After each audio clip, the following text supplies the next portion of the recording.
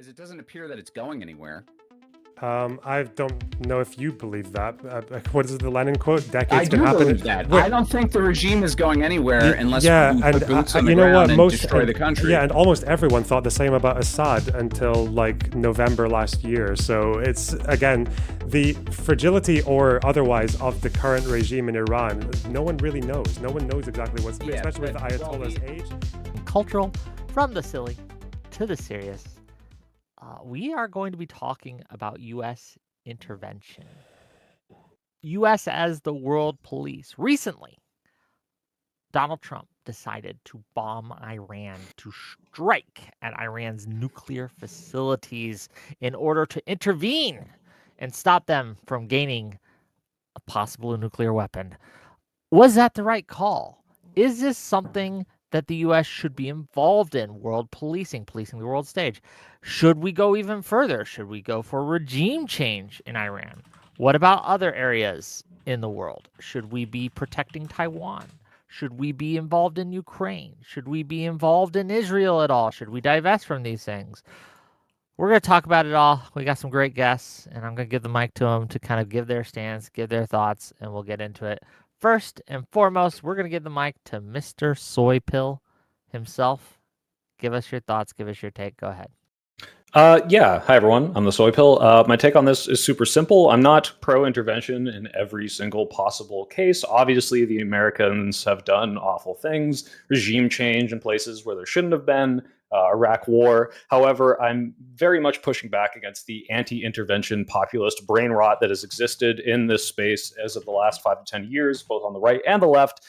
There's plenty of places where America has the wherewithal and the power and the responsibility, I might even say, to intervene, whether that be with U.S. aid, whether that be to help stop genocides like in Kosovo. And I think that there are just a lot of good ways that we can use the biggest military in the world to actually do good things rather than just horrible, awful things. So anyone who says America first, intervention bad, I very much vehemently push back against. There are plenty of places where we can intervene that are good things, and I think that we should support them. Okay, well, thank you for being here. We'll get into it as we go. Next up, we got Tim Imholt. Tim, how you doing? What's up? I'm doing well. So I love the buzzwords brain rot and other stuff that get thrown around that are just getting kind of old and stretched out. But when it comes to intervention, we've done it too often. We've done it too easily. We've just flipped a switch and said, hey, let's go off and start, invading other countries and, doing regime change. We are not designed to be the world policeman. We should not be the one who gets to unilaterally decide what happens where. There's supposed to be international coalitions on these things. And I think the days of us being able to say, I don't like what's going on in that country, let's just send the military and get it over with. That needs to come to an end. And people need to really wrap their freaking heads around the fact that the military is designed to do one thing and one thing only, and that's to kill people and destroy stuff. They don't have any other mission. Okay, well, thank you for being here. We're going to get into it, I am sure. But first, we have to pass the mic to Mr. Lonerbox. Go ahead. Hey, I don't really think that it makes sense to talk about whether or not America should intervene / shouldn't, because obviously there are some cases where it makes a lot of sense, like Kosovo, and there are some places where it makes no sense at all, like Iraq, and this happened very close to one another. Yeah, America is responsible for a lot of disasters in the world. They're also responsible for a lot of good things in the world. They saved the day in World War II. They saved the day in Kosovo. They're obviously quite helpful to Israel in the Middle East. I think we're just in a situation now where like international trade and international politics and international relations is a thing. Like countries are not isolated unless you're Bhutan. America is one of the most successful economy in the international market, and that is not completely disconnected from their military endeavors either, from their ability to offer security to their trade partners, to make guarantees to certain nations for their security that would otherwise be taken up by America's rivals, say like China. So I think it's just something that has to be done. It needs to be done carefully, obviously, because military intervention is a really big thing.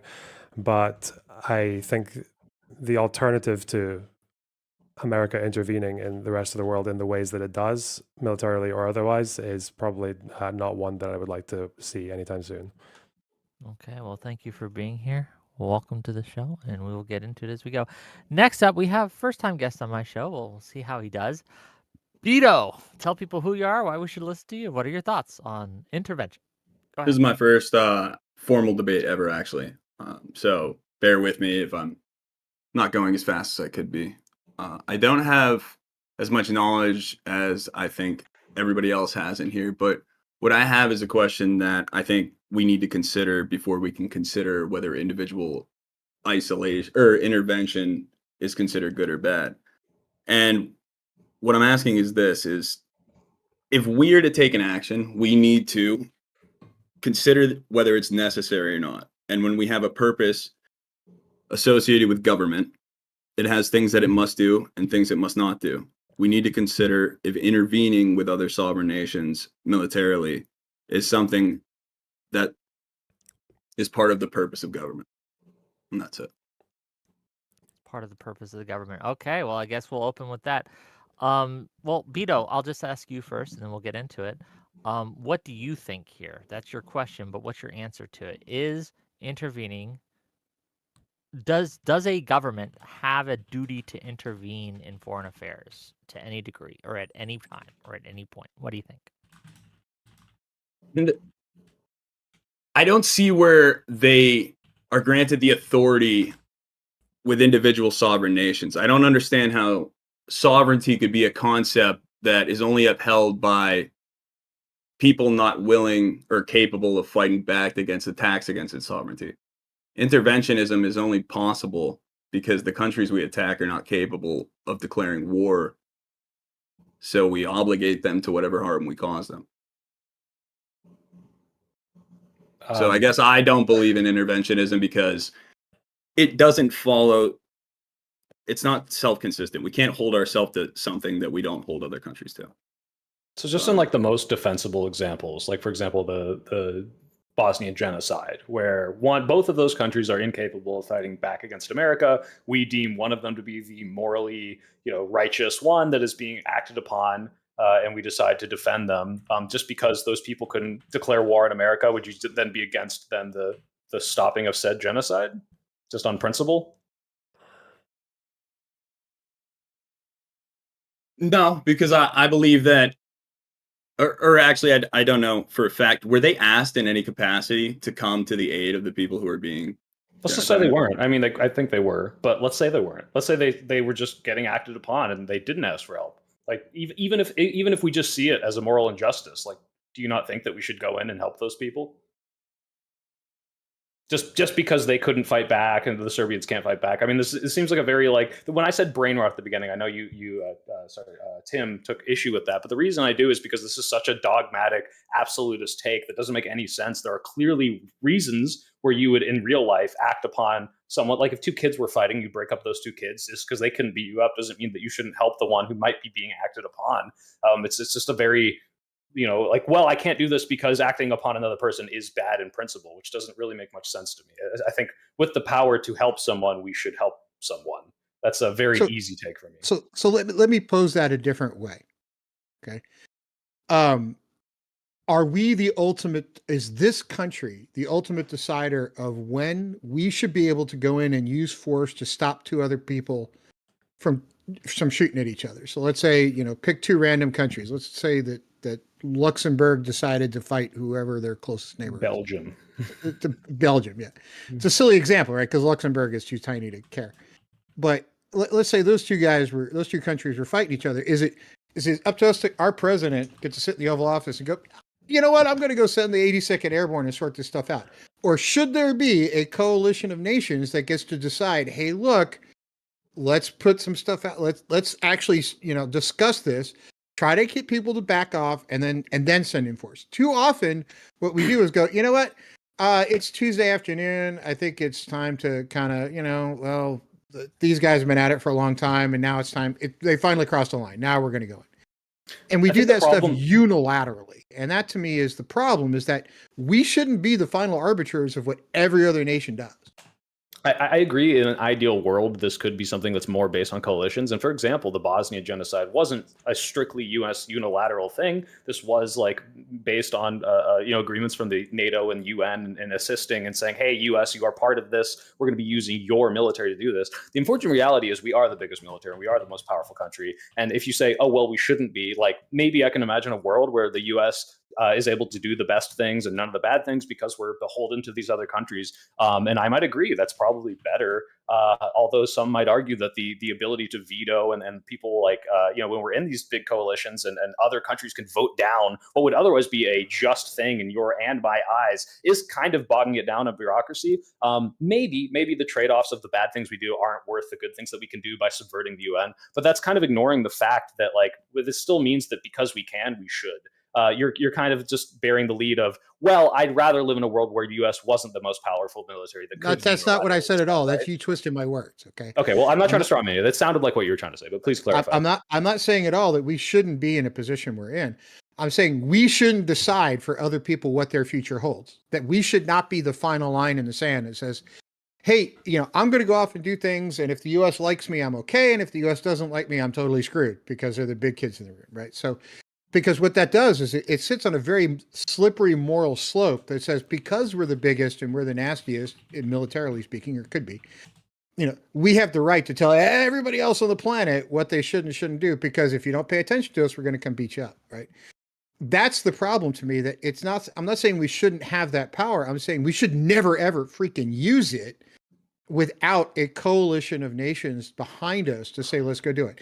And yeah, if you come up with examples where we've had coalitions, we've gone in, for instance, Gulf War I, where Bush Sr. had pretty much every nation on the planet agreeing this needed to happen. Gulf War II, completely different world. But Gulf War I, we had a large coalition of nations behind us in that case. And we went in and we did what we needed to do. World War II, we had a coalition of nations behind us that said we need to go do that. We were attacked. They were attacked. We went out and solved that problem, ultimately, after millions upon millions of lives lost. Now, since then, we have all these little pop-up things where we love to like drone people and do other things because we decided on a Tuesday afternoon that person was, a bad person. That to me is the problem. And that is a very moral gray area that we should just step back from. Because as we go into these things where we do decide to get involved, we're not really good at it, and we're really terrible at regime change. Because what we do is we fly in on helicopters, bomb the crap out of things, set up things, and then we fly back out. And in that vacuum, worse things could potentially come in than were there before. So we do it wrong because we kind of do it on our own. And then when international pressures come in behind us and go, oh, you shouldn't do that. We back out. Okay, that's fine. We shouldn't have been there. We left. But we got to stop this let's intervene everywhere all the time thing because we're really terrible at doing it. And what we're doing is causing problems all over the world. So just really quick, because it seems like you've baked in like all the worst things into the concept of intervention period, because I agree we are not great at regime change. I agree I don't like the way that we've subverted democracies or used the CIA to coup governments. And when I'm arguing pro-intervention, it's not that thing is good. It's that intervention in general is something I think we have a responsibility to. And just because maybe we will have a check or a balance on that, which I might agree with, does not mean that we should just be anti-intervention. So what I would ask you is like, are you anti maybe US aid? Are you anti less like any sort of soft power that we do? Are you strictly anti-regime change? Because we might agree more than we disagree here. So I think we should stay out of. So it's a little bit different when you get into the sort of the soft arguments, right? So should we be able to go into other countries and educate their population, help them with whatever they ask for help with? Sure. Should we go in and force that? That's another question. So let's say we go into a country and they say, we don't want your US aid. Do we force it upon them? No, I don't think so. Well, okay, but there are examples of when we do that kind of stuff. It's like, oh, if you don't take our aid, we won't help you over here, right? So we kind of do this. Hold on, yeah, Tim. Just for the sake of the conversation, I want to get the other players in as well at a certain time. No. Can you give us an example where we forced our aid upon a country that just didn't want it? I'll have to think about it for a minute because I'm sure there's an example, but I'm not coming up with one on the top of my head. But I know the federal government does it with states all the time, where it's like, oh, we'll restrict your highway money unless you do something the way we want it to, right? Which does rip away states' rights. And I'll let other people respond while I think of an example of that, but that we've done on an international level. But I do know that the CIA, you brought them up, we have been involved in how do we go in and affect the outcome of international elections. But then at the mere thought that Russia might actually, and I'm not saying Russia should be able to, and I'm not saying we should do it, but at the mere thought that, oh, Russia might have bought some campaign ads for somebody, then we all, throw a hissy fit. Well, we're doing it around the world, right? We're putting in campaign ads all over the world. Bill Clinton tried or we're putting money building. into campaigns for France people we think rebuked should him win. with Rwanda But and when with people the do it here, Yugoslav well, no, wars. you shouldn't do We it. went with a We should limited do it, but coalition not you. because Bill Right? Clinton That's ran one of out those of times patience. when I think we become very arrogant. But I'll let other people talk, and I'll Sure, think about sure. your No, it's all question. good. I want to hear from Lonerbox and Bito, and we'll get into it. Right? I mean, it's probably better. So when we're talking about coalitions, obviously that could be NATO, it could be the Security Council, although it seems like even seeing whether or not it's unilateral doesn't necessarily always map onto how successful or justified the act was, right? Because Kosovo did not have approval from the Security Council. It was a NATO act, just NATO, mostly spearheaded by the United States. And that was like one of the most successful interventions by any country on anywhere ever. Like Kosovo is probably one of the most pro-American countries in the fucking world. It's probably more pro-America than America is. We Whereas don't have a Bill Clinton Street here. They yeah, do. you don't name your kids Bill Clinton, right? Or Tony Blair. Yeah. Whereas Libya did have approval from the Security Council, and it was a total disaster. So obviously it is better to have some kind of like international approval, but then I think with examples in the 90s, one of the reasons that America was so impatient when it came to Kosovo was because of the failures of the international community to intervene in Rwanda. Like that was already still fresh in people's memories. So international like barriers can actually be a very obvious hindrance in hindsight. So it's quite difficult to always ascertain, which is why I think it's always better just to go with case by case examples, because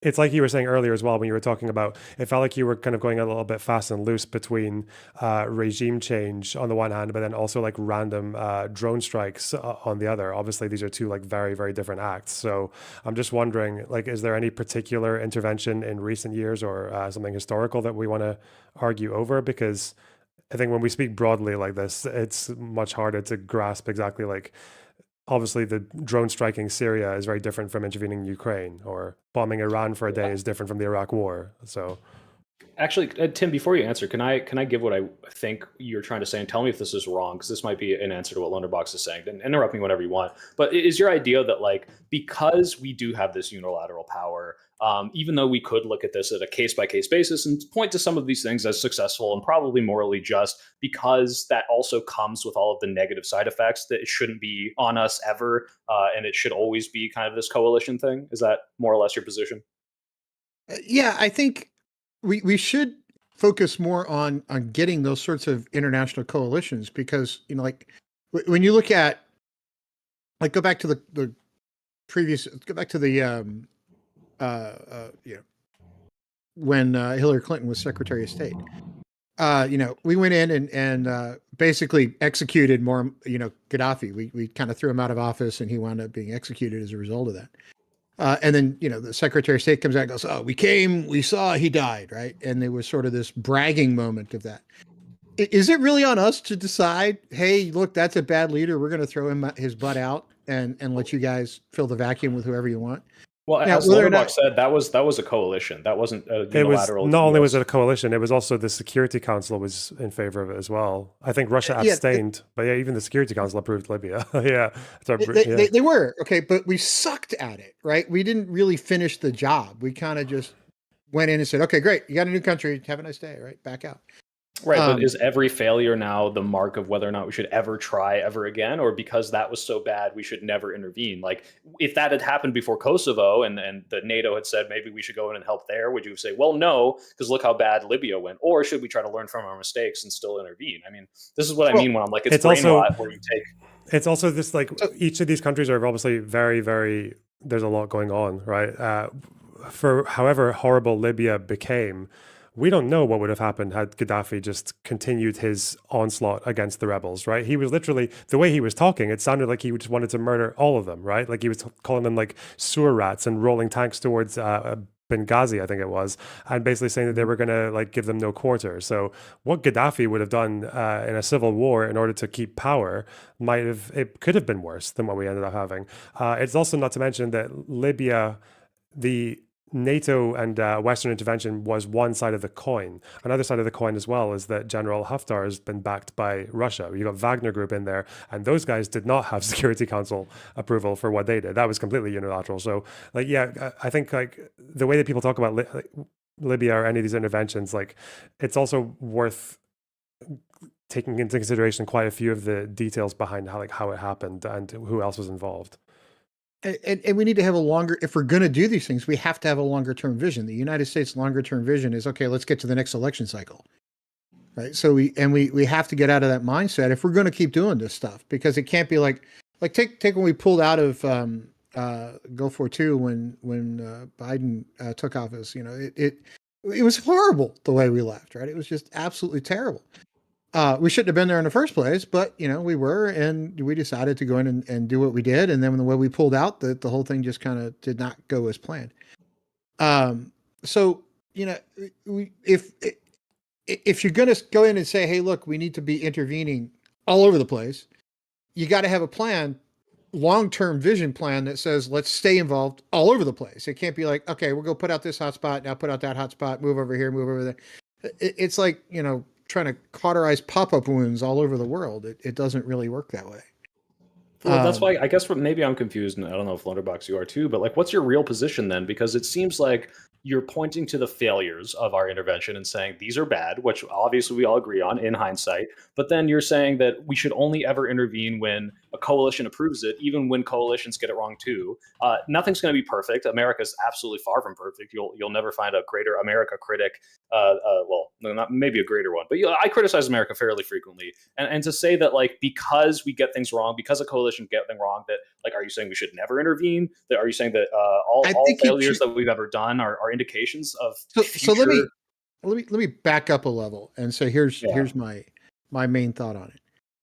Why is it our job every time to go off and cost American lives to solve other people's problems on an ongoing basis? Have you seen Spider-Man? There's a famous line, and Uncle Ben says, with great power comes great responsibility. And unfortunately, Burundi cannot intervene in Libya because Burundi is a weak little tiny country. But we have the greatest military in the world. And we, you know, for better or for worse, are going to use that on other people. And I'm joking a little bit and living out by comparing this to a Marvel movie. But unironically, when we do have the ability to fix or even worsen problems, that's going to fall on us. And other countries simply don't have the capability of doing that. Like even NATO in and of itself, it's mostly us. Like it is primarily funded by us. That's why Trump complains about that these other countries don't pay their fair share. But that ends up being that like our country is the one that has the power to go and do these regime changes. When NATO said go to Bosnia and intervene, had NATO the power to ask a country that was just as capable as us, they probably would have. But unfortunately, the block stopped with us or whatever because we were the ones who could. We could say like in a world where everyone had equal footing, why is America the one doing it? Sure, but it's not equal footing. We are the biggest, most powerful military in the world.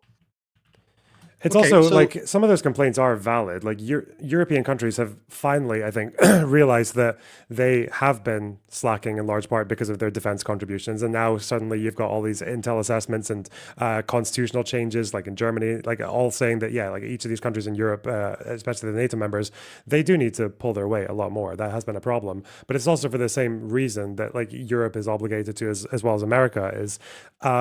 We are the largest, most successful economies in the world. We are the countries where you can grow up and you can be anyone you want to be, basically, if you work hard enough. And like that's not disconnected from military presence around the world as well. Like, it's not a coincidence that America's got bases all over the world and has military deals with like Southeast Asia or a presence in the Middle East or anywhere else. Like, they're connected, right? Because economies are built up by international trade, and international trade benefits people at home as well. Like, if you got the USD and the strongest currency and everything like that, you can't really disconnect. You can't really have that situation where America is just isolating and China is the one using troops all over the world to get their way, right? Like, that wouldn't work. Bito, That's if you want kind to of step in. yeah. ahead. Sorry, I was just listening, thinking, watching. My problem, I guess, with interventionism is that if we don't intervene in every genocide, because we haven't, right? Every genocide that's occurred, we haven't. How can we be sure that we're not only acting in self-interest and rationalizing what we've done, like post doing it? How can we be sure that what we're doing is the correct thing if we don't have a consistent way in making that decision? We just attempt to justify it as it's happening, because that's all I see happening. To be clear, you're not wrong. Well, If you look at U.S. aid and if you look at like a lot of our military invention, this is not some moral like thing that's coming from the top down of like, well, it's the right thing to do. As much as I wish it was, we don't stop the Uyghur like persecution in China. One, because China has nukes. We don't save the denizens of North Korea because they have nukes as well. We do it for our own self interest. U.S. aid is not because we love giving out aid. It's because the countries that we give aid to are then beholden to us, and that's good for the U.S. Now, you can say that's a bad reason, and I might agree with you, but if the differences between that, and I think we didn't really touch on this as much, but if we don't intervene, given all our power, the people who do intervene either will not have our interest, maybe not our morals, if that's China or Russia, as Lonerbox pointed out. They also will then have those relationships with these countries that might benefit them, whether that be resources, peoples, or whatever other thing that like becomes a mutually beneficial relationship. We're ceding all of that. Now, yes, I wish we were just a moralistic country that stopped every genocide because genocide is bad. We don't. I think we were very inactive in the Rwandan one, if I'm not mistaken, or at least NATO or the UN was very slow to react to that. Now, yeah, I wish we did things nicer. We don't. But that's just kind of It's how less America so works. That's about how nice. all global things work. It's more so the dishonesty of it. The idea that like what they're saying is that they're doing it for one reason, but it's clear that if they were to do it for that reason, it wouldn't have been done in the way they did it, right? Like, I mean, diplomacy would have been, yeah. Who? Yeah, you're right. Like, obviously, like, so I'm pretty sure Clinton's big push to go into Kosovo, like his deciding factor. Honestly, I wouldn't be surprised if it was because of the Lewinsky scandal. I think that probably had a strong motivation. What do you think Iran was? I don't Just know, now, but the Iran? point is, if we're talking about, say, with Kosovo, for that example, let's say it definitely was. Let's say it was definitely Clinton just trying to get rid of the Lewinsky scandal or to bury it. I mean, do you think people in Kosovo care? They don't give a fuck. They got saved, right? So I don't know why Should Trump build a statue decided to her. Yeah, I don't know why Trump decided to bomb Iran. Like, I don't know what's going on in his head. It's probably just like that meme with the monkey crashing cymbals together. But obviously, like, what matters is like whether or not the act was justified or not. That's kind of. Do you think it was just on to narrow in on that, because you said it's helpful to talk in specific examples. So I'm just very curious on your take here, Lonerbox. Do you think it was justified that Donald Trump went in and bombed the nuclear facilities in Warsaw and the other sites that he did when it comes to Iran? Iran, I don't know if I know. I think so as far as America's contribution to it, I think a lot of the my high conviction take on that is probably going to hinge on like details that are not going to be agreed upon for years. But based on what we know now, I'm probably leaning towards yes, it was justified. Yeah. So let me put I actually am a physicist hat on for a second when it comes to the whole Iran thing, because my background is in physics. I've got a PhD in it and I worked in it forever. Because you can see gray hair. I'm just happy I still have hair at this point. But when it comes to should we or shouldn't we have bombed Iran, so their underground nuclear facilities are what we claim to be the problem, because we don't want them to have nukes. So let's talk about nukes for just a second, okay? One has the only time they've been dropped in anger was at the end of World War II. And, you can talk about whether or not that was justified all day long, and that's a whole different stream we could have for hours and hours and hours. And I would argue that it was incredibly justified because while it did cost lives, it actually in the end a lot fewer people died as a result of dropping those nukes versus not. Now, in the modern sense, can we pause on that real quick? Because if you Sure. agree with dropping the nukes on Hiroshima and Nagasaki, which I think is a very contentious take, and also as much as they were military cities, killed a lot of civilians and could have been dropped in ways that were maybe just as threatening to that place. That was not a coalition. That was a unilateral decision from the American government to murder tens of thousands of civilians to end a war and for a utilitarian reason that you might be able to justify. But that's kind of all American intervention now. So You're applying current morality to those decisions in the past that war include. Go on. Let me take this. World War II was a case in which nobody in a modern sense, unless you've read a lot of history books, really has an effective take on. Okay. I've met a number of World War II veterans. My grandparents were World War II veterans. I've talked to a bunch of them at length. I am too young to even come close to remembering it, right? And I was born in 72. But we love to kind of, hand wash it now and go, well, World War II, we did this, World War II, we did that. And we use that to justify stuff. That is a much different conflict than anything we see today. If you look at the number of people that died, percentage-wise, it's up to, measurable percentage of global population died during that conflict.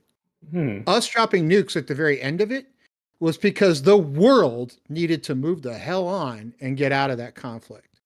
That everybody needed to say, it's over, let's be done, let's move out. Okay, so it is a much different world than we have today. Shockingly different. Sure. Now, would I have made that decision if I were the president? I don't know because I wasn't alive in the 1940s. But if you look backwards and say how many lives would have been cost, military, civilian, blah, blah, blah, you go down that list. If you do any set of the math on it, anybody I've talked to who's strategic in nature, sort of, military officer that's looked at this kind of stuff, has said, you can sit both sides of it, but it's probably 60-40 in favor of it saved lives. Can I argue the other 40%? Sure. But in a modern sense, it's a different world when you drop nukes, because here's why. Hiroshima and Nagasaki, the size of those nukes were vanishingly small compared to today's. They were sure. Sorry, just to be clear, I wasn't saying that you would be in favor of dropping nukes now. What I'm saying is the moral calculus that you just described is exactly what every American, president or government does in order to say, hey, is it worth doing this regime change, as awful as that might be? They're doing it also, one, out of American interest, but two, to say, well, if we don't do this, then this horrible, awful dictator is going to kill everyone. It seems like that's almost on our side.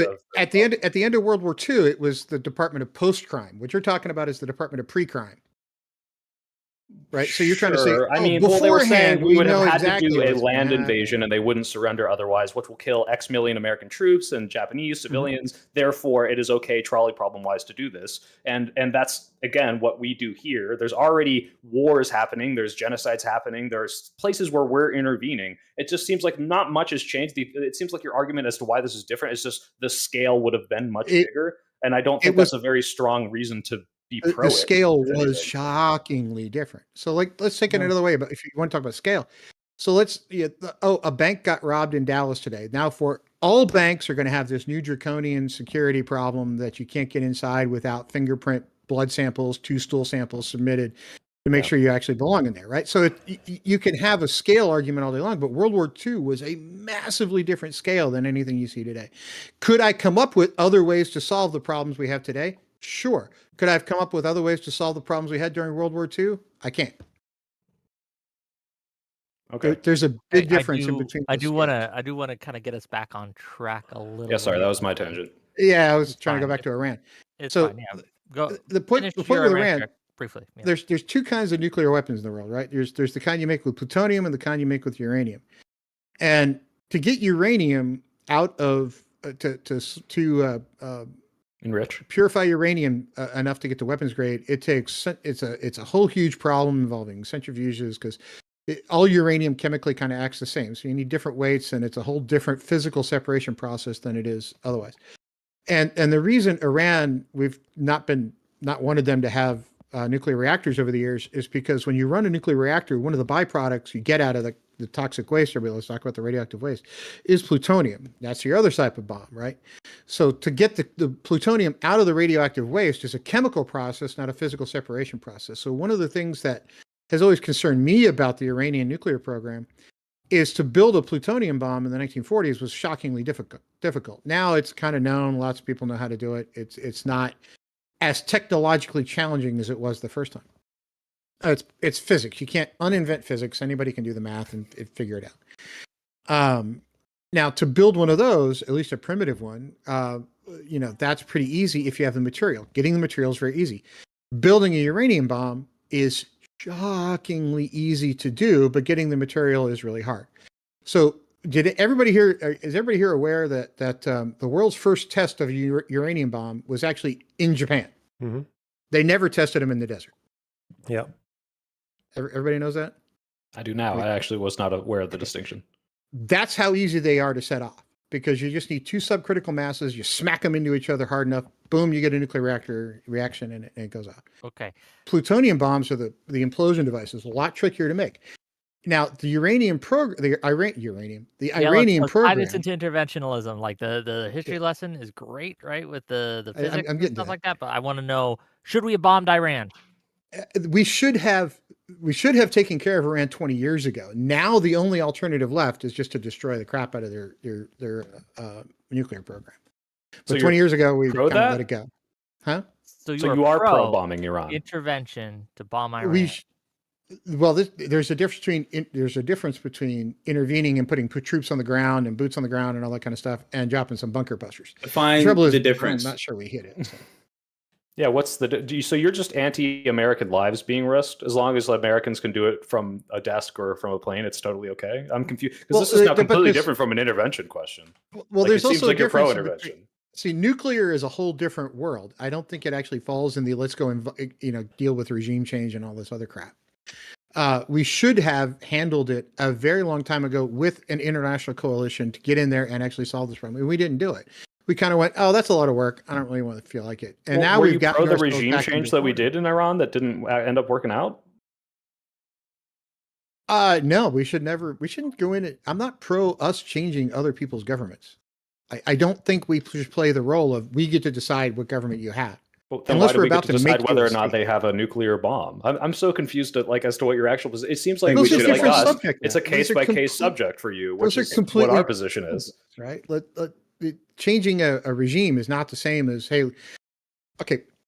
And also look at it another way. Iran with nuclear weapons has had stated purposes for them for years. They're like, hey, I know how I want to use it, right? We know exactly where we want to put them and where we want to set them up.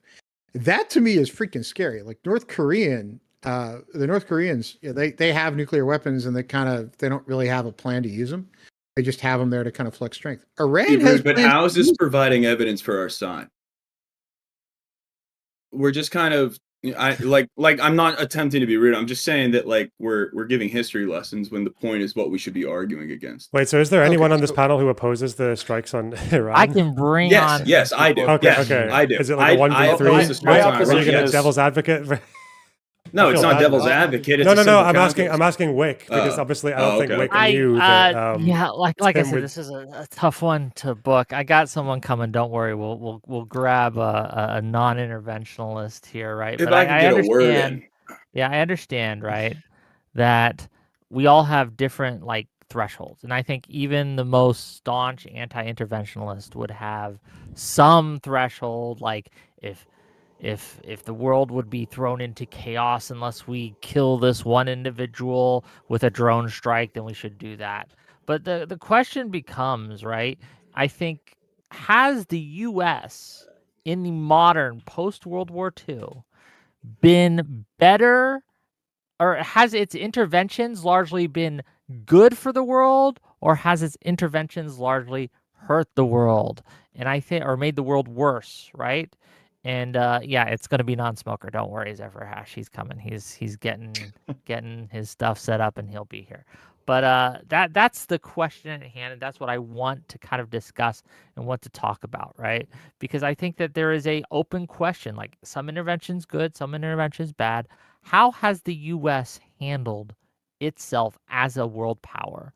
If it has been positive for the world, then we should probably continue to be so. If it has been negative for the world, we should probably take it away. I think that the biggest drain, or the biggest negative, the biggest knock on American hegemony has been in the last 20 years, right? Our intervention in the Iraq War was devastating, right? We probably should not have gone in there. Is war interventionism? It Yeah. can be. Is It it? depends on the. It's not depends on the always. If we're war. not Like, if we're if not you a were direct attacked, player you that's were at being war, attacked, but you didn't yeah. intervene, right? Would the Iraq War not be a direct player though? Like I'm not trying to contradict you. I'm just trying to understand what interventionism is then, because I thought it was So something the different Iraq from War was predicated on the idea that they might attack us using WMDs that we fabricated with the intelligence community, but like theoretically, that's not intervention if they had directly attacked us first, like with Japan in 1941, right? So it depends entirely on if you were, I guess, hit first, or if you're declaring war and there's like a back and forth instead of us just going into some foreign country and doing whatever we want there. That's kind of the distinction. I think we're doing that though, and we're calling it interventionism, but we are doing whatever we want because we're not asking them if we could do that when we enter these countries, like when we bomb Iran. You know, No, yeah, we didn't. no, absolutely. That is intervention. I wouldn't consider Right. that like because they're not attacking us really. I mean, I guess if So you I wanna call think them if the shooting missiles at justifica- our embassies, that's kind of a back and forth, but not really. Like I think if we think we have justification for military action in any capacity, that we should just not be, half-assing military action, and we should declare war, or it shouldn't be a big enough problem that diplomacy can't handle it. I think if we decided to bomb Iran and they decided to declare war, there was potential for more death to come than one Iranian nuclear bomb created by a program that's been trying to create one forever. The damage that they would cause with that one bomb, one, is uncertain because they would immediately give it up the second that they used it, and then they would give up their entire, ability to defend themselves. And then two, the war could last for just as long as the Afghan or Iraq wars, but Iran is a much more cohesive and, unified government and military. It would be more problem is devastating. the justification for whether or not we should strike Iran is completely contingent on if you believe the, I guess, right-wing narrative might not be right, but the narrative that the instant they got one, they would try to wipe Israel off the map, which I'm not really sure if that's the case, but if it's true, then it's completely justified. But yeah, Lonerbox might know more about that than I am because, they say a lot of stuff, but I'm not entirely sure they wouldn't just use it defensively like North Korea. So I don't think you have to believe that. I don't think you Sorry, have go to ahead. believe they were definitely going to use the nuke as soon as they got it.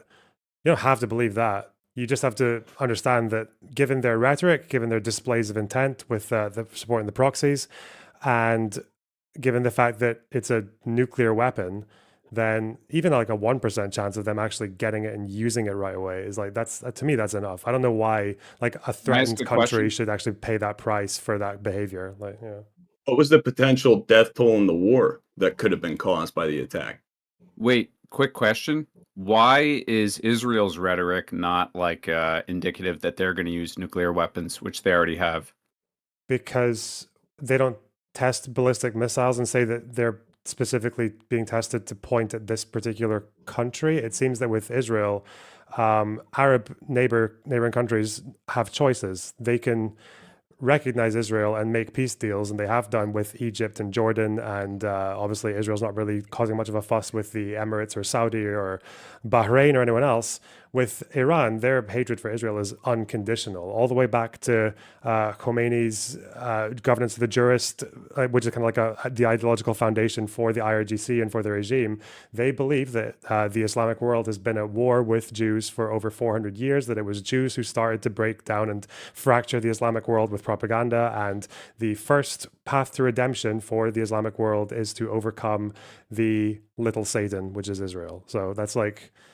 there's but not really are you anything Israel familiar can with do the to stop clean that from break happening. memo? Are you familiar with the clean break memo from the 90s? Yeah. Well, so I mean, I guess that's what I mean by Israel's rhetoric. I mean, if you look at Israel's rhetoric under Netanyahu, they've kind of expressed a clear preference for regime change around the Middle East. Right. So They're do you allowed to understand have that? nuclear I'm weapons. sure we agree that There's no regime restrictions change is on that, and they're not even part of the NPT like Mhm. Iran is. Yeah. So Why is that okay, but Iran is not allowed to have nuclear weapons, which, by the way, they're not even trying to develop, but that's Okay. another argument. All right, I'm that's saying like hypothetically. 3 points at once, but okay. First of all, I didn't say it's okay that Israel has nuclear weapons. The whole point of non-proliferation is that for better or worse, countries already have nuclear weapons. You just don't want to add more countries to the list, because every country you add to the list of countries that have nuclear weapons, you are increasing the chances that one regime change or one coup or one snap from a dictator will set them off and destroy the entire planet. Not least of all a country. Why are we so different? Why are we so different? What do you mean? We're not different. Is this point? Are we not? I'm Is that saying just we're we not should hear different. it? Oh, We're not okay, different. So, okay. but the problem Sorry. is that once a country has nukes, it's kind of hard to get rid of them, right? Whereas it's easier to stop other countries from getting nukes. That's the whole principle of non-proliferation. So I don't think Israel should have got nukes in the way that they did. Of course not. I'm pro NPT, but they have them now. Who benefits the most from new countries not getting nukes? Everyone. Everyone. Why is that? Why? Because every time you introduce one extra country to the list of countries that have nuclear weapons, every country, especially countries that can be volatile, you are increasing the risk that one of these countries will go through some chain reaction of events that sets it off and actually results in the first use of nuclear weapons. Do you believe So, that nukes are the largest ever weapon that will ever be created? Could something worse happen? Does that matter? I'm sure something worse could happen. Yeah. I don't know if there needs to be a larger No, weapon, but I- okay. So I wait. was sorry. I was addressing. So, I was addressing a million I- things at once there. Hold on. One at a time. Let Lonerbox finish his thought, then we're gonna give it to non-smoker. Sorry, I forgot blanking on your name. Sorry, I got a. Yeah, I was addressing a few things at once there. First of all, Yes. the clean break memo. Okay, we can go into how much this was actually like any state policy from Israel or America or anything. We can go into the details if you want, but at the end of the day, even if I take your word for the clean break memo, we can say that we can agree that wanting regime change in countries that say they want to destroy you as a country is probably a bit different from just wanting to unconditionally destroy a country. These are not the same thing. In any case, as for Iran and whether or not they were pursuing nuclear weapons, you were very confident in saying that they definitely were not. I don't maybe want to understand why you seem to disagree with the words of the IAEA or anyone else who was actually involved in assessing that from Iran, because they did not say they're definitely not building weapons. They said that because of the restrictions on inspection rights and surveillance from these organizations, they could not make a determination on whether or not Iran was developing weapons or not, because there are plenty of facilities and underground areas, even next to Natanz, that are not fully accounted for. So that's not. But this has been an actually the case. ongoing discussion, as I'm sure you're familiar with, for years. The projections were at one point Iran would have the capability of producing nuclear weapons as early as 2012. When they first signed on to the original nuclear deal with the Obama administration, the Iranians were regularly met with inspections from the IAEA, and they were always consistently maintaining all of the limits of that agreement. They only exceeded the limits imposed by that agreement on uranium enrichment as soon as Trump pulled out of the original nuclear deal. And then they accelerated enrichment of uranium after the assassination of Soleimani. So it was only put forward by the IAEA just recently that the Iranians might be non-compliant in terms of enriching uranium past or well past the point that was acceptable. But there was never any confirmed evidence that the Iranians were trying to develop a nuclear weapon.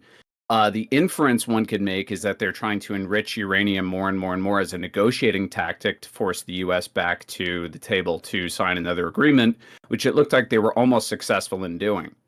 That wasn't until Israel attacked them. Okay, so just for, again, one thing at a time. When you were talking about...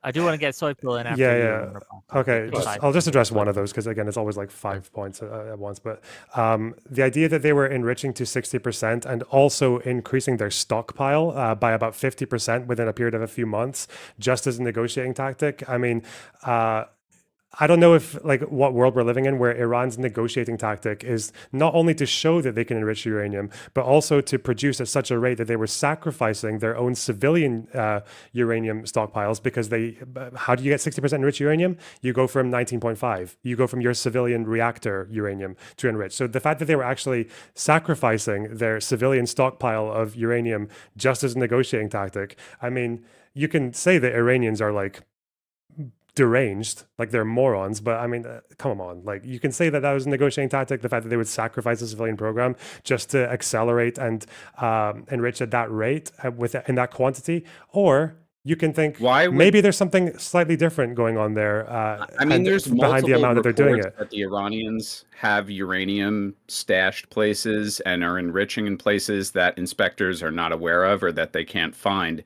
So if the Iranians just wanted to enrich as quickly as possible to reach over the 90% threshold, don't you think they probably would have just done that underground and not shown the inspectors instead of showing the inspectors that they were enriching past 60%? Okay, so the things that the inspectors can notice is enrichment and centrifuges. That seems to be the one thing that they do have quite like the access to. Now, you're right about storage, but again, I don't know what world we're in where they can actually get away with taking a few, like the number of centrifuges required to go from 60 to 90 and that not get noticed, because obviously you can detect enriched uranium in particles. So I think it makes sense that they would go up to 60. And again, whether that was saber rattling or not, we don't know. The IAEA said they don't know. They don't have the information. Well, no. So well, none of us know. I'm that's- just saying it's an but influence. who should? Yeah. and That's so who the should? So point. for Israel, Hold on. okay, them accepting that is like, okay, well, there's a chance here that they're just saber rattling, or there's a chance that they're doing this with the logical conclusion of getting a weapon, and we don't know if they can get to that breakout period and then make the weapon and store it before there's actually a chance to retaliate and stop it. And then the risk is that Iran's got a nuclear weapon now, a country that wants to destroy them. Yeah. So who I should do pay the wanna give other price for people- that hold on. behavior? I do want to give other people a chance in here because I brought non-smoker rings because it was a little mixed up on stances here, but we got some good mix now, and I want to give a chance for Soy Pill here to get in there. I want Tim to be able to get on here and Bito to get on in here too, and then I'm sure non-smoker will have words for everyone here. But go ahead. Yeah, Soy Pill. Loner pretty much said most of what I was thinking. I mean, it seems like non-smokers being incredibly charitable to Iran, and that might be the case. You might not be wrong. Maybe they are just saber rattling. The point is that we don't know. The point is that, like, I mean, it would be just as silly as to me to ask, non-smoker, do you think Israel has nukes? Because Israel has said they don't.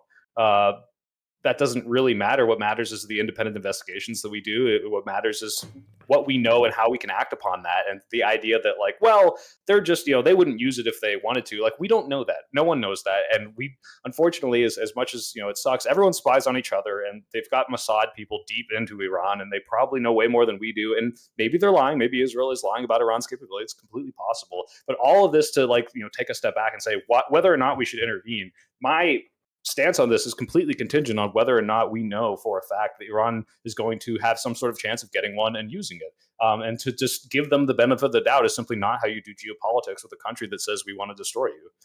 So I just don't see that like sacrificing the long-term potential diplomacy that could be had by destroying a program that wasn't obviously or proven to be something that we claimed to be it was. We don't know for a fact they were developing weapons, do we? Do we know that for an absolute fact? No. Well, I Of can't course fact check the American and Israeli intelligence agency. I can't. Okay, I just well, don't I'm know. saying like Could be, I'm could saying not as be. somebody who isn't caught up, is that the general consensus is we know this to be true? In Well, the same way, it's- we couldn't fact check whether or not there were WMDs in Iraq, which we turns out in hindsight we can say, well, that didn't happen. It's very possible they're lying and making this up for their own interest, and it's possible that they were enriching uranium to the point of like. No, given but that all So of what the- you're all of the supporting, though, is a information decision available based on shows conjecture. I'm not that so. they're To be clear, I don't know. I've said it's completely contingent on the veracity of those statements, and like if it is, it is. But I have no idea, so I'm not supporting it's- that specific strike. Not that Without specific knowing. one, but what you're saying is that the idea of interventionism itself is not harmful. Yeah, I agree with non-proliferation. Like I think anyone should. Okay. Why do you So- believe that? Well, so your whole thing Well, against it was like, what about the war and how many more people could have died if like that? Then that the nuke dropped, and that's kind of Truman's calculus and why he dropped those 2 nukes in Japan, because he said, well, the ground war would have been way worse, and whether or not he was right, that's what happened, right? I just don't wanna think know how can we look at what quantified a it. potential. I mean, I don't know exactly how they quantify. They have. It's really interesting how intelligence agencies do have plans for almost anything that could happen. I know there was a big stink about what happens if America invades Greenland, and we had a whole plan for it. Now, whether or not we're actually going to do it, I think is probably we're not going to. I hope we're not going to. But they make calculus for all of these things. Like the president probably has like 5,000 briefs on his desk for every possible scenario. What happens if tomorrow China just starts, invading Taiwan, and at the same time Syria has an uprising? Like there are plans for all this. I don't know exactly how they're calculated. yeah. but Don't we we do. usually wait for Hold on, those just real things to quick, Bito, happen just real first? quick, Bito, No, we absolutely don't wait. Just real quick, I want to give Tim a chance to We're get waiting. in here, and then So here's- go ahead. Here's the reason I think I have real issues with us intervening all over the world. So today's argument is nuclear weapons, right? And at the end of the day, a nuke is just a gigantic bomb. In fact, we built chemical weapons that are as big as the stuff we dropped in Japan, the Moab, and the Russians have a fuel oil, I forget what it's called, but the Russians have one that's bigger Hypothermic, than yeah, that's the hyperbaric or whatever it's stuff. called. It's massive weapons that are as big as the stuff we dropped. Thermobaric that we dropped in Japan. And yeah, nuclear weapons are incredibly destructive, but they're just gigantic bombs. The radioactive fall is a problem. It's indiscriminate, blah, blah, blah. So that's today's version of intervention is we got to go fix that. Well, let me put my scientist hat on.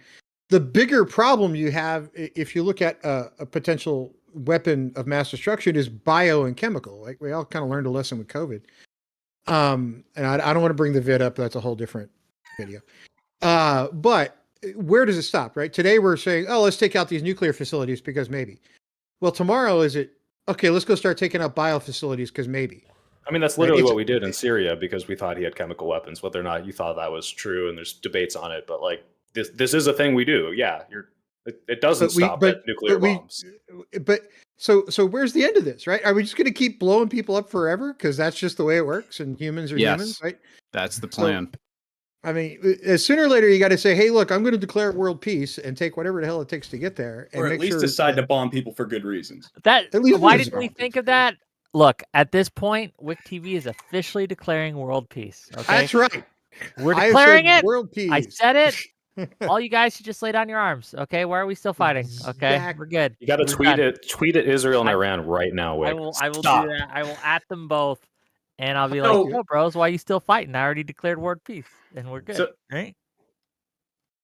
Yeah, so I do have a response to, I think, something that was sort of asked to me, is about the whole saber rattling versus legitimate threats. Do I know if Iran is just saber rattling, or do I know if their nuclear program is a legitimate threat to world peace? And I would say that my answer to that, I have just as much evidence for my answer as any of you guys. We can go by statements that are made, which, by the way, the Iranians have never, at least the supreme leader has never explicitly stated he wants to destroy Israel in terms of like a nuclear weapon or missiles or anything like that.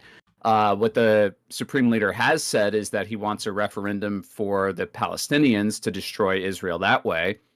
But I would argue that Iran, like every country, has self-interests and cares a lot about building itself up as an economic power and securing its regime through a incredibly powerful military and a secure political system.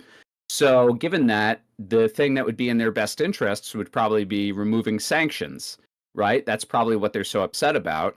So that's probably why they signed on to the original nuclear deal in the first place, to get the sanctions lifted. And then once Trump ripped up the original nuclear deal, or at least U.S. participation in it, thus resulting in sanctions being levied on Iran, and then more sanctions being placed on Iran after the protests in 2023 when that young woman was killed in police custody. That's probably what's making the Iranians so upset, and also wanting to accelerate the enrichment of uranium, sort of as a negotiating tactic to kind of force the Americans into lifting the sanctions. That would make a lot of sense. What wouldn't make any sense is enriching in a big rush to try and build a weapon, which is only going to cause other countries to try and attack them and stop their nuclear program from coming to fruition, or them succeeding and then launching a nuke only to be nuked by us or someone else. So I don't understand how we just assume. Non-smoker, do you not understand that once you have the nuke, that is the "you can't fuck with me anymore" tool? Like that's the whole North Korea. Do you not understand that that logic doesn't make any sense? Because if Iran launched a nuke on Israel, do you think the United States? Do you think the United States? Do you think the United States would not nuke Iran? No, of course there would be some awful nuclear. So it's not a permanent deterrent. So it's not a permanent deterrent. Do you think the Iranians don't understand that?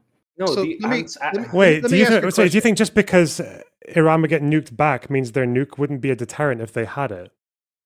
No, I'm saying, of course, they have a nuclear deterrent. I think most countries develop nukes without ever intending to seriously use them because they know that if they did use them, possibility out when you were saying why they might be enriching. You're like, well, they might be doing it to saber rattle. They might be doing it to bring America to the negotiating table. But you said it's I'm saying said anything about them possibly using it as a deterrent to stop maybe a regime change or sanctions and say, hey, like maybe you should stop doing this. Yeah, but where it stands now, they don't need a nuclear weapon to ensure against regime change. Their regime is stronger than ever before. I mean, I I'm think the pretty sure Iranian Trump regime was is stronger than ever very before. Trump was very Well, close to. I mean, maybe actually, since making Israel us go in strikes, the regime government has change. never had more support than it ever has. How the fuck in do you the know last- that? What, the Iranian regime is like one of the most unpopular regimes in the entire world. Dude, With- I don't know. these guys Israel deal with killed uprisings almost like- 1,000 people. Israel killed almost 1,000 people in the initial decapitation strikes in the 12-day war in total, many of whom are civilians. That seems to be a common theme with Israel, by the way. Do you think that the people in Iran are like, yeah, fuck that. We're really happy Israel's killing our innocent civilians and blowing up fucking Iranian kindergartens. We totally want regime change now. I don't know how they feel were about their protesting- civilians being they were killed, but they don't like the they were RGC. They were protesting in Tehran the day after those decapitation strikes, demanding a military response. How many people were at those protests? Do you think those protests, that the IRGC were Head protesting? count for it to be valid or something No, like that? wait, I'm just curious. Dude, not do you everything think is a fucking PV event? Hold on. Okay? Let do you Lonerbox thi- I'm finish sorry, his do you- question. Lonerbox, finish your question, please. do you think that the IRGC is like commands majority support in Iran?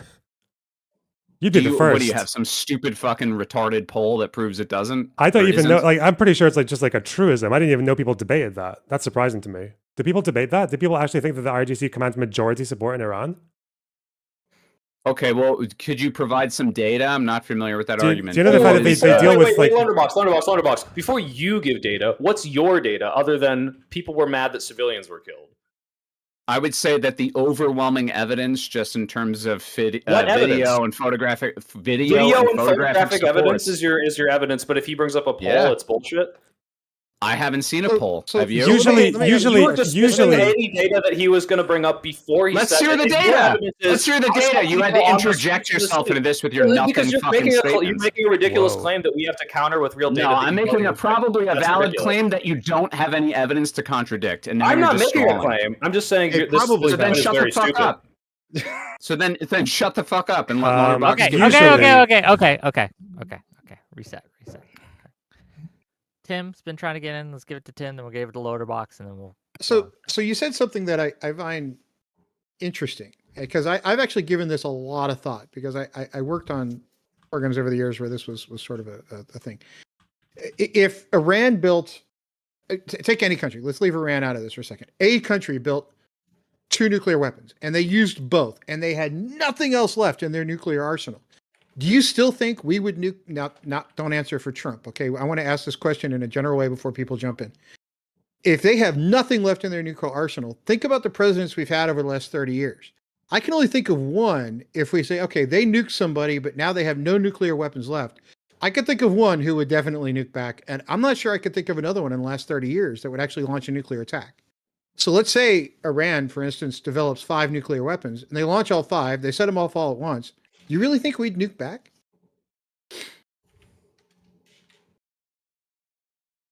Was that a question for me? I'm sorry. Everybody, anybody who wants it. You don't think we would nuke back somebody who nuked I'm not us asking. 5 No, I'm times? asking you the question. You don't get to answer me the question, right? I'm asking it. I'm Answering asking for question with a question. clarification. Okay. Go ahead. I'm asking if what I think you're asking is correct by Okay. restating your question. Is it correct or not? Sure. Go ahead, restate it. I'm sorry. Okay. Basically what I'm asking is just honestly, I'm lost after that. So do you think Okay. if we knew a country had launched all of their nuclear assets, they were done, they couldn't possibly launch another one, would we actually nuke that country back to the Stone Age? Why wouldn't we? You're answering a question with a question. Okay, you're right. We would do it for retribution's sake because governments aren't perfect entities. So Right? vengeance is mine. We'll just go back and, nuke them back I'm to not the saying Stone it's Age right, but if base we're being time. pragmatic in everything we talk about and just talking about how things are, then yes, it's exactly what would happen. There would be retribution because the U.S. would never let an attack of 5 nukes go unanswered. That's just not something they would do. That's not something a powerful country should ever allow to happen. I will say in his defense here, after 9/11, and the attack on the World Trade Centers, if you had asked the American public, like if America could not have done nothing in that instance, if America Sure. had done nothing and there'd been no response, the public would not have allowed it, right? It just would not have stood. So in his defense, yes, if America suffered 5 nuclear attacks, the public would demand blood. I don't know if we'd Sure, nuke it back to the but would Stone Age, that but blood we'd be at in the least form do of 5 nuclear nukes weapons on flying them. back the other direction? Or would that be in the form of something else? I think I'm sorry, but this is kind of a pointless hypothetical. I'm not sure entirely. We might not have. No one can really say what we would do. That's kind of a completely unprecedented thing I for a would. modern first world country to be hit by 5 nukes. Like, so But, like but this is okay, this let's is- take Iran for a minute. Iran, by any stretch of the imagination, taking Iran and the argument that they were going to 60% purification on their stuff just for leverage or whatever.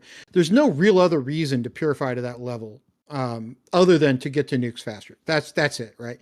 You're not quite at nuclear level yet. You've stopped in the middle.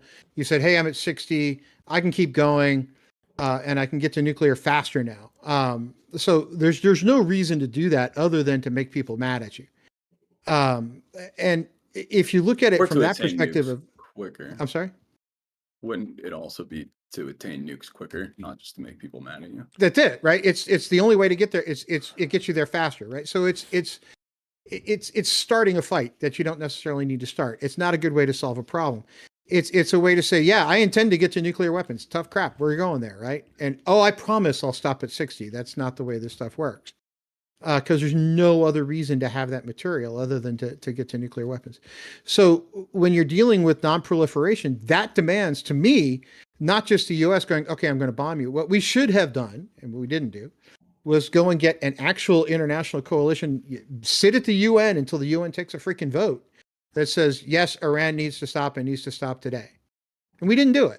We decided to go, screw all that stuff. Tim, the problem with that is, and this isn't, again, I'm not in favor necessarily of these strikes, depending on why and what step of the process Iran was, but like, you can't give them this like big warning, like a week ahead of time, like, we're gonna come get you, because that is the whole point, is they can move stuff, and there actually are indications that they did. I know exactly, and that's like kind of why you don't. Sometimes you don't have time to get congressional approval. Sometimes you don't have time to go through that by himself. I'm aware that of the fuck ups. A lot of other people. That's my point. Sure, but again, what I'm saying is you can't always do that. Sometimes these things require immediate action. Like, what do you do in a situation where you know, hey, if I don't do this right now, we're never going to know where this guy is again? Like, I mean, it's also the fact that, like, to subvert the law. Well, it's not really. Again, law is always like very, very contested on these issues because there isn't really that much case law for like anticipatory self-defense against a country that may or may not be looking very strongly like they're pursuing a nuclear weapon. We don't really have precedent for that. But although we do have, I think in the Bethlehem Principles, the understanding that the more grave or the more existential the potential threat is, and the more leeway the threatened party has to interpret that threat. And obviously, a nuke is like about as much leeway as you're going to get in terms of interpreting a threat. In any case, the Security Council is not an option because Russia has an interest in keeping Iran afloat because that's what the Shahid drones are quite important to them. As far as looking at other, force them to have that. It doesn't mean we shouldn't force them to come out and say it. It's like, well, we think Russia will say this, therefore, who cares, right? No, it's not about think. We know they will. It's like it's a pointless exercise. Make them do it publicly. That's my point. Then what? Why? They like, publicly to what end? They're a public tyranny. They're publicly bad. Yeah, we all know this. Yeah. Well, you can exactly. You can even look at like you can look at the EU, right? Because all of these European countries that are quite condemnatory of Israel's actions in Gaza. I don't have any of them actually stood against the strikes in Iran. I think maybe Spain might have, or Ireland, but have anyone else? Has like France, Germany, the UK, were they like condemning the strikes on Iran? I don't think they were. In any case, I wanted to go back to Iran first of all to determine the. Does that validate the decision? No, I think the decision is validated on the grounds that that Iran was just doing everything that you would do if you wanted to provoke an attack. Like they were fucking around and they were threatening people in a way that puts them in a position where it's like, okay, either I interpret this threat charitably, and the risk is there's a small chance that they get a nuclear weapon and then we're fucked because it just goes underground and we can't stop it, or we bomb them and take out a few sites. Like, I'm sorry, the fact that and Iran puts Israel in that position by threatening them for as long as they have. But in any case, coming back to the There was no IRGC. Rollins benefit. Hold on, Sorry? let Loner ask his I'm question. sorry. Yeah. I'm sorry. Yeah, I'm coming sorry. back to Fine, the you're to the fine. IRGC, obviously it's quite difficult to get like opinion polling on the popularity of a regime in a totalitarian state, but there are ways that people can measure it. One gauge is voter turnout. Usually, like low voter turnout in these elections is an indicator of like disillusionment with the regime because it's always their candidates. That was at a record high, I think, in 2024.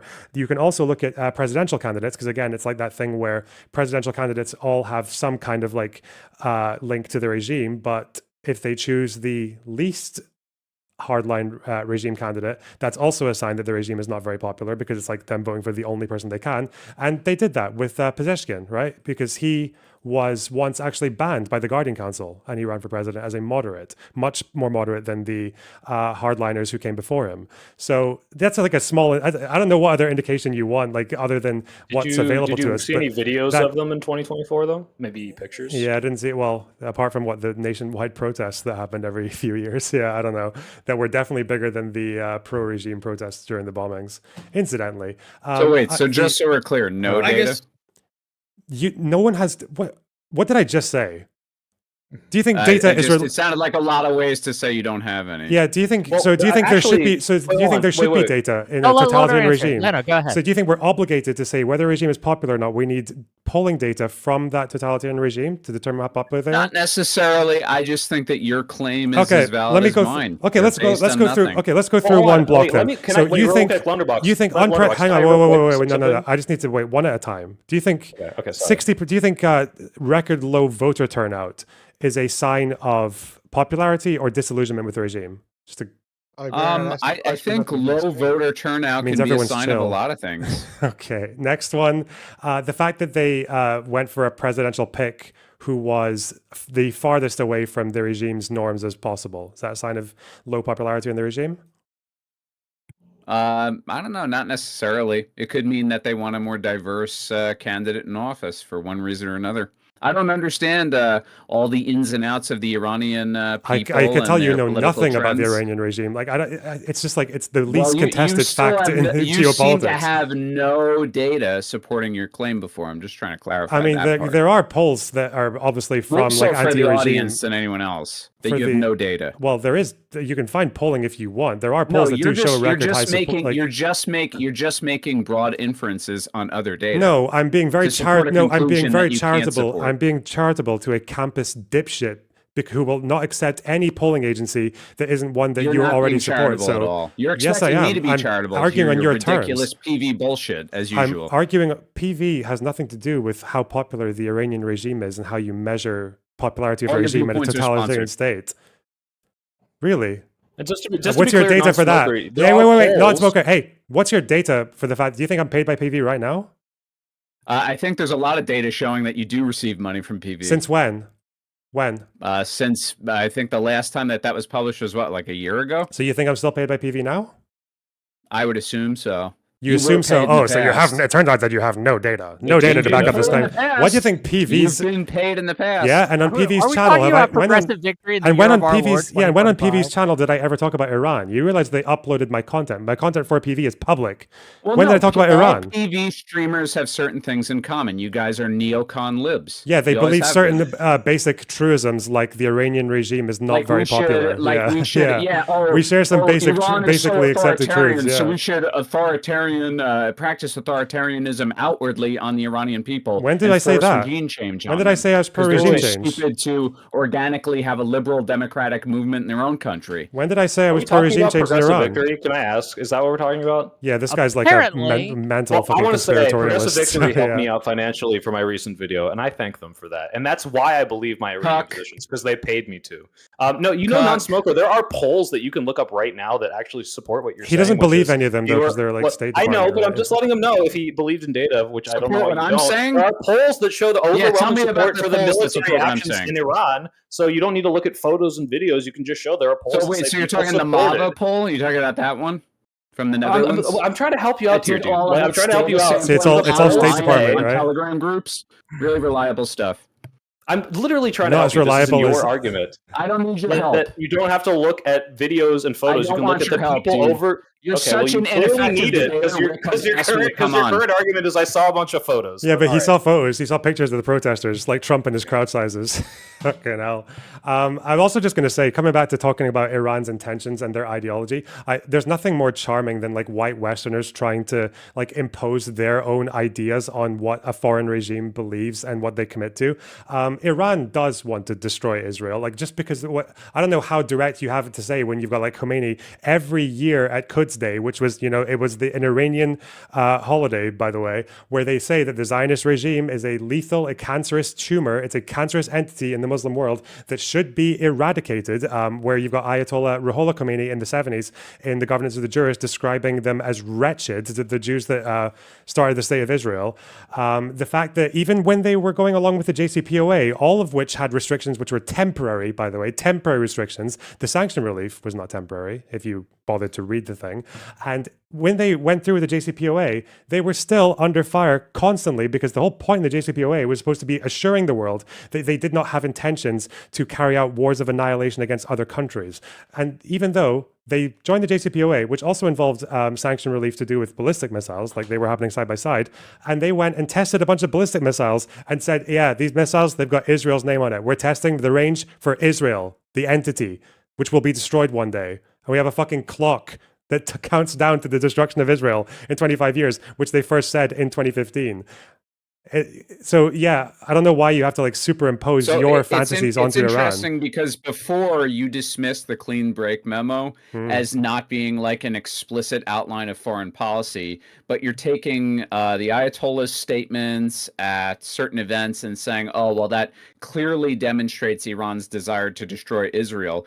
But you're also ignoring tons of statements from Netanyahu about comparing Iran to Nazi Germany, speaking at the UN General Assembly, saying that the hour is getting late. We have to stop Iran's nuclear weapons program before it's too late. By the way, that was fucking 13 years ago, inching us ever closer to war with Iran to take out the regime there. Like, that's been a consistent plan from the Israeli state for quite some time. Yet you seem to think that those statements aren't an indicator that Israel has some aggressive stance towards Iran, and Iran is just responding to that. No, I think Iran is just responding to that. No, the Iranian regime change happened in 1979. And the Ayatollah, from day one, from the Governance of the Jurists, said that Iran was primarily, the Muslim world was primarily at war with the Jews. I can find that for you if you want, if you don't believe it. And they saw that Israel was an entity of wretched Jews who, with American support and with support from the great Satan, was able to corrupt and fracture the Muslim world and should be eradicated. I'm sorry. Do you think those statements were made by the new Iranian regime just because of like an inherent anti-Semitism? Or do you think that there's like historical, sort of precedent for the fact that they view Israel as like an illegitimate state, which was established by Europeans as like a settler colonial project? Yeah, that's a really good question. So I'm going to read the sentence from Vilayat al-Faqih, and you can tell me if this is anti-Semitic or anti-Zionist. Okay. From the very beginning, the historical movement of Islam has had to contend with the Jews, for it was they who first established anti-Islamic propaganda and engaged in various stratagems, and as you can see, this activity continues down to the present. Later, they were joined by other groups who were in certain respects more satanic than they. These new groups began their imperialist penetration of the Muslim countries about 300 years ago. You've got anti-Zionist or anti-Semitic? Okay. I consider he's fucking molding. Okay. I'm read what these people have to say. I don't know why you don't read what these people have to say. Hold on. I'll let you respond. Then we're gonna get to Bito. Then we'll get to Tim. We're gonna let them in a little bit and go. So go ahead, respond. Then we'll get. I'm not even disputing the fact that that statement is anti-Semitic. I just don't think that anti-Semitism defines Iran's foreign policy stance towards Israel. They look at Israel as a hostile threat to the legitimacy of the regime because they are. Israel and the United States, as a power working hand in hand, have always sought to undermine every state in the Middle East and its sovereignty because they want a stronger Israel, because a stronger Israel means a stronger U.S. presence in the Middle East. Do you think it's a total coincidence? Because you keep talking about clean break, and I guess you don't understand the difference between wanting to destroy a country and wanting regime change in a country that's trying to destroy you. Is there anything it's a coincidence that every country that Israel seems to want to... When was that written? That's from the 70s, 79. So do you think something from 50 years ago is relevant to the world we live in today? Well, you know what totalitarian regimes work, right? I'm Ruhollah asking a Khomeini question. was the Yes or no? supreme. Do you think something written 50 years ago is, oh, hey, look, I have this 50-year-old document. This is exactly what's going on in the Middle East right Well, now. given that the same rhetoric has continued to this Quran day. was written almost 1,000 years ago. Yeah, especially this is like the document is the Ayatollah's foundational principles of Islamic government, which is still adhered to Okay. this day by the Iranian regime. It's the same regime. Okay, so this 50-plus-year-old document is still what's driving what's going on today. So what's your solution to this problem? If 50-year-old documents are solving it, let's come up with a solution that says, this is how you fix it today. Because I'm really tired of dealing personally with crap that's kind of left over from the World War II era and sort of the 20, 30 years after that. You know, it's 2025. We should be able to come up with a freaking solution to these problems that doesn't live in the last century. Personally, I think with before. Iran, the best thing that you can do is stop them from being a threat to other countries, and stop the proxies and stop the nuclear and ballistics threat. That's all you can do. You cannot do like foreign imposed regime change on Iran. It's too diverse. There's actually too much of a risk that if they had killed the Ayatollah, for example, the problem there is that the IRGC has invested so much recently, unprecedented numbers, in indoctrination because of the fear of unpopularity. So the result of that is that they've ended up taking their youth members, the latest generation, and spending so much investment. But they're so unpopular. Spending so much investment on nothing I said they're was so unpopular. Yeah, nothing I said they're was so unpopular. So if nothing I said was incompatible with that. Why wouldn't? But wait. If they're so unpopular, why wouldn't taking the regime out be hugely popular? Why wouldn't the people in Iran just celebrate that and go along with whatever Western bullshit is imposed on them? Okay. If you'd let me finish, I would have gotten to exactly that point. But if the problem with the threat of getting rid of this current regime now, without a benevolent force in there to go and like readjust the economy and set up a new government and everything else, is that the threat now is that the IRGC has kind of created a monster, and the fact that they have spent so much in indoctrinating their youth generation that the third generation of the IRGC is actually the most radical. They are far more radical than the first and the second, and the threat is that these people, these youths, these are the ones who are okay with gunning down these protesters to keep the regime in. These are the ones who are armed. So the threat is that you have the Ayatollah, and if he is gone, if he just vanishes, you leave a power vacuum. And given that the IRGC and the state has the monopoly on the means of violence, then you risk that youth radical wing of the IRGC picking up those arms, taking those arms that they already have, and abusing that power vacuum to bring an even worse regime. I mean, people have written about this, but again, you're one of those people who like sympathizes with this system, but you don't really know dick about it. So that's why you end up in these situations. I believe in sovereignty, unlike you. You don't believe in sovereignty because they're a totalitarian regime. I completely agree. They're a totalitarian regime that you're against eliminating. Because can't be sovereign nations until we decide they're not anymore. They're either sovereign nations or they're not. Right? We shouldn't be able to say, oh, look, you were a sovereign nation for a while, but now you've pissed us off. So you don't get to be that way anymore. I'm sorry, I don't mean to be rude to you, and I don't even really know you. You got to understand these PV-brained fucks. They don't believe in sovereignty. They believe in American empire. They are the neocons, yeah, dude. brother. They just, for real though. That's really what Wick and Lonerbox think. I mean, it's funny that you're saying this. Like, in the who's the one? Americana to preserve the consumer paradise we all live in. That's who's what they like. This is conjecture. Who's the programmed NPC here? When I literally just said I just said opposed. Conjecture. This is from years of debating these fucking people and listening to all these arguments time and time again. I mean, apparently you're not listening though, because it doesn't matter because all we have to do is evidence. dissect their arguments, and their arguments are the only things that they can be. Dude, I don't know. Listen to the arguments they're making. Listen to the arguments they're making. I'm listening to them from the lenses I've never heard them. Okay. Not I mean, apparently, non-smoker, you're not listening though, because I literally just said I don't support foreign imposed regime change and people blasting power vacuums into Iran. Because as I was about to say, I was literally saying that if there's going to be regime change in Iran and the way that country works, it has to come from within. It cannot be imposed by Western powers. So listen, talk about listening to what we're saying. You did not listen to what I was saying. Let me ask you a question.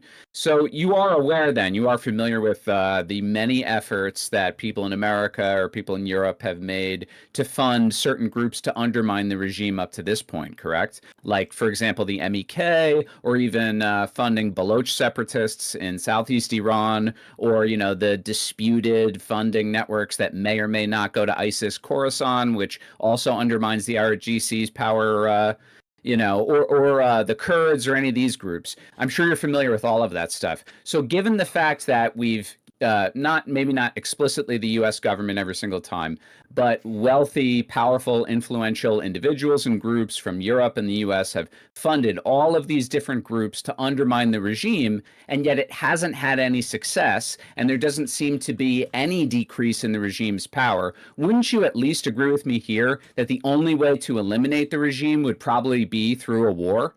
Because it doesn't appear that it's going anywhere. I don't know if you believe that.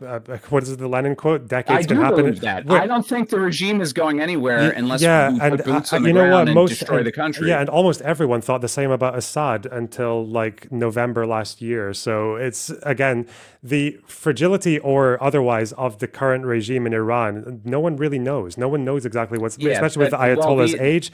And we probably only will know when it just collapses like overnight. Syria is a different animal entirely. Okay, give me a second, because we want people who haven't gotten in on a chance. I want to make sure everyone gets a chance, so we want to give it to Bito.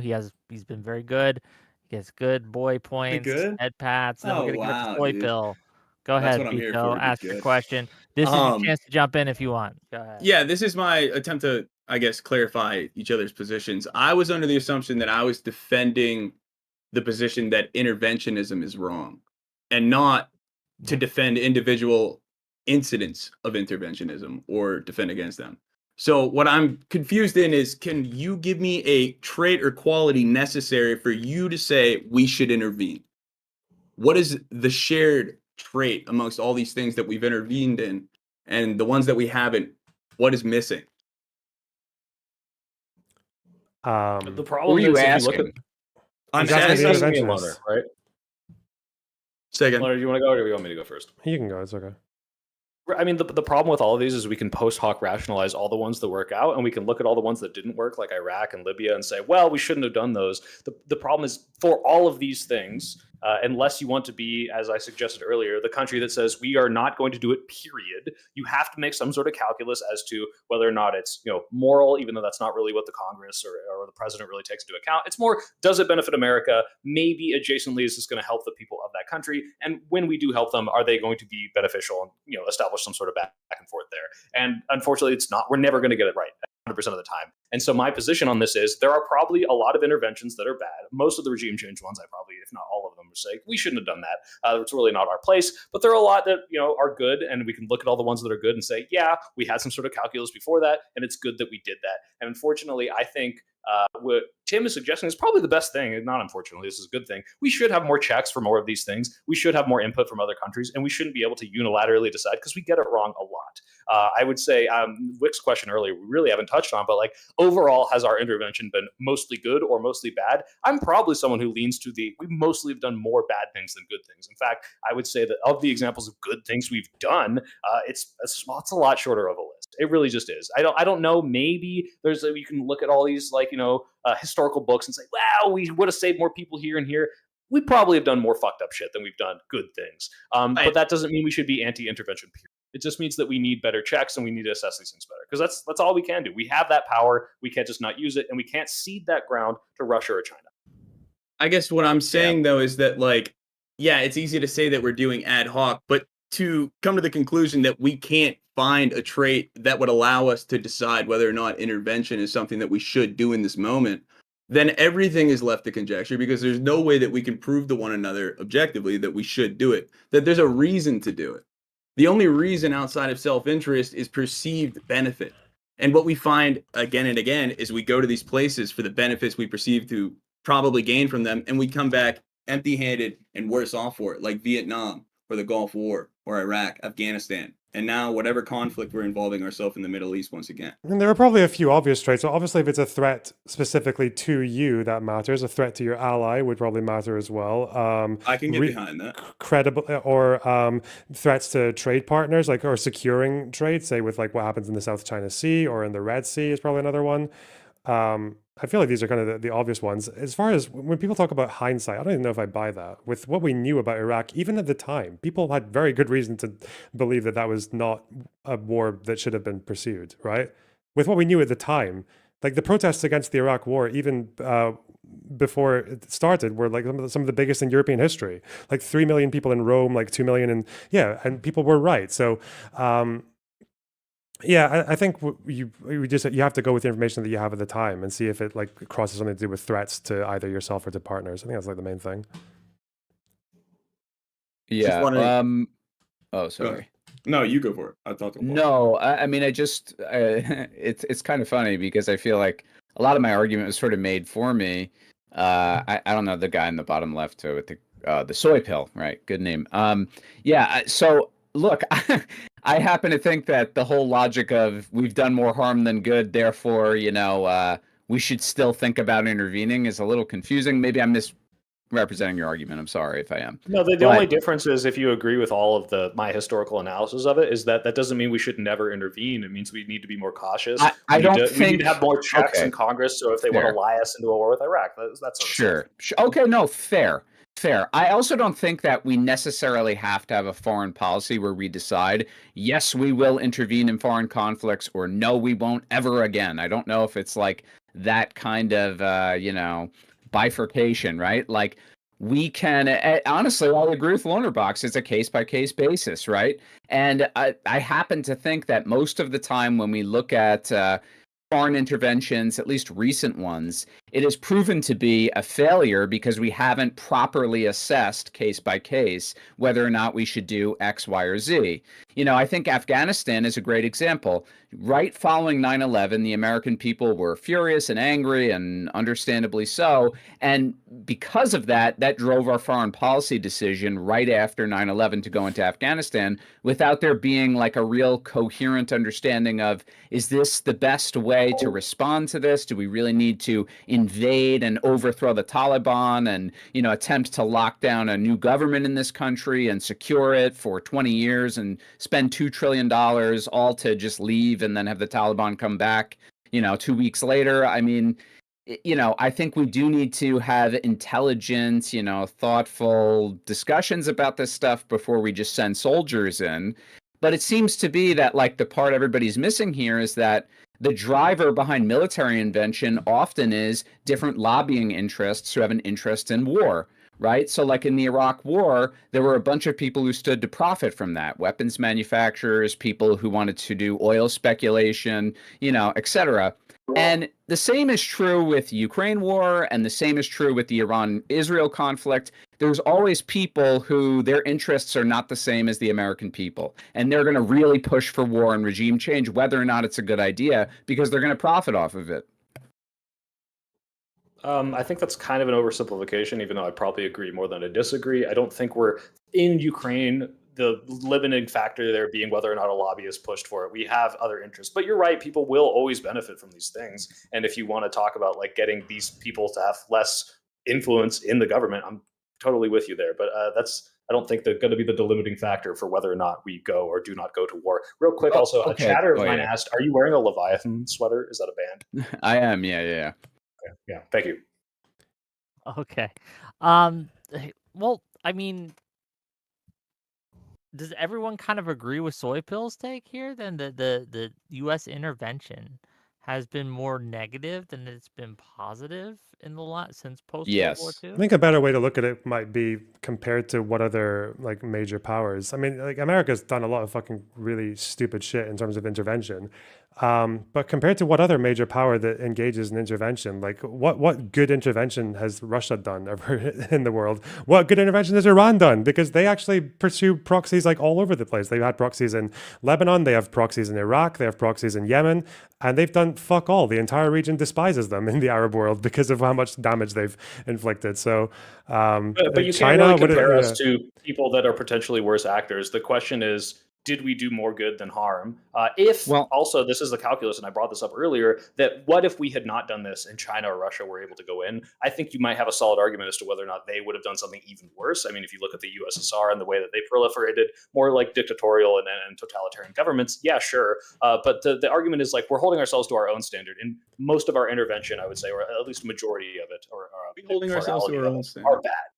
We've also intervened, more than any other country. So it's on like a totally different scale. I mean, like, I'll grant you guys all of the Soviet and Russia stuff. I'm not here to say that Russia does more good than bad or anything like that, especially in recent years. But I will say that we've done a lot more harm than the Russians have done harm, just by the sheer volume of interventions.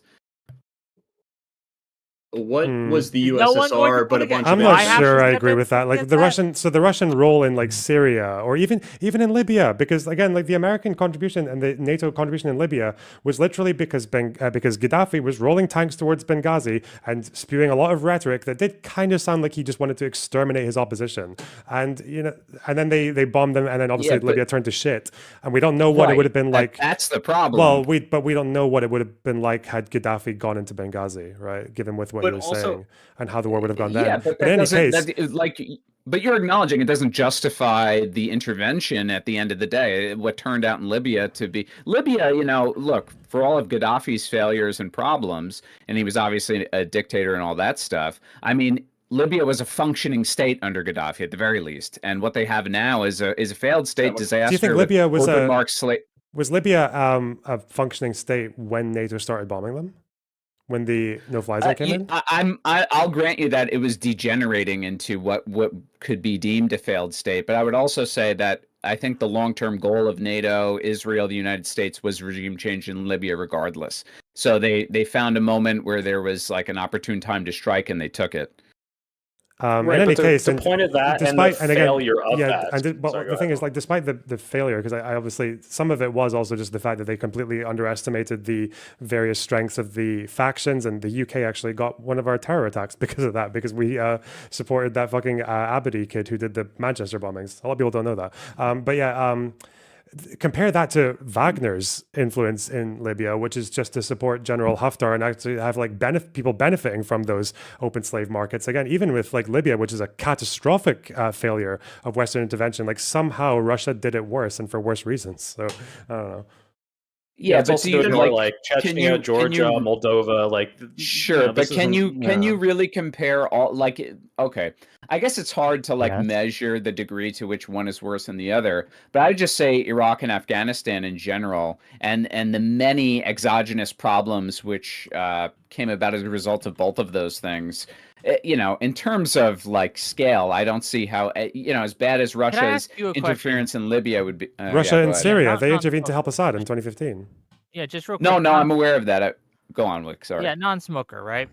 Because I have a question. Because your principle here, or at least what you're trying to argue, seems to be that America has done it more and done it worse in general, right? And it is because it has more reach and has done it more often and has done it worse.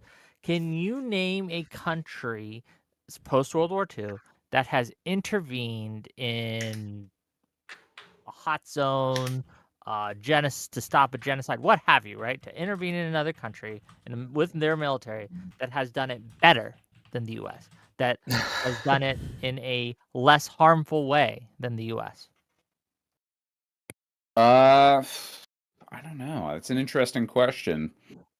Because again, I don't think that anything compares to the scale of what the U.S. has done, and I think only the Soviet Union comes close. And I would say that the Soviet Union did a lot of harm as well. So I'm trying to think like what you're talking about a time period where the world is essentially divided between two major powers. and you want me to try to come up with an example of another country that intervened and did it better. I don't know if I have one off the top of my head. I I just think need the one UK example got the of Falkland something. Islands really good. I think they did a good job with the Falkland Islands. I think China's doing a great job with Africa right now. I mean, I can do the commie thing if you won't do it. Like Castro actually helped defeat the South African army in Angola, right? Like the Cubans were one of the first people who got thanked by Mandela after apartheid fell. Yeah, there you go. Look, I guess my point is like my objective here is not to say American intervention is bad to therefore justify that the Soviet Union was good or that some other communist regime was good. I guess my point as an American to criticize American imperialism is to say that it's done a lot of bad, and I actually don't think it's benefited the American people very much either.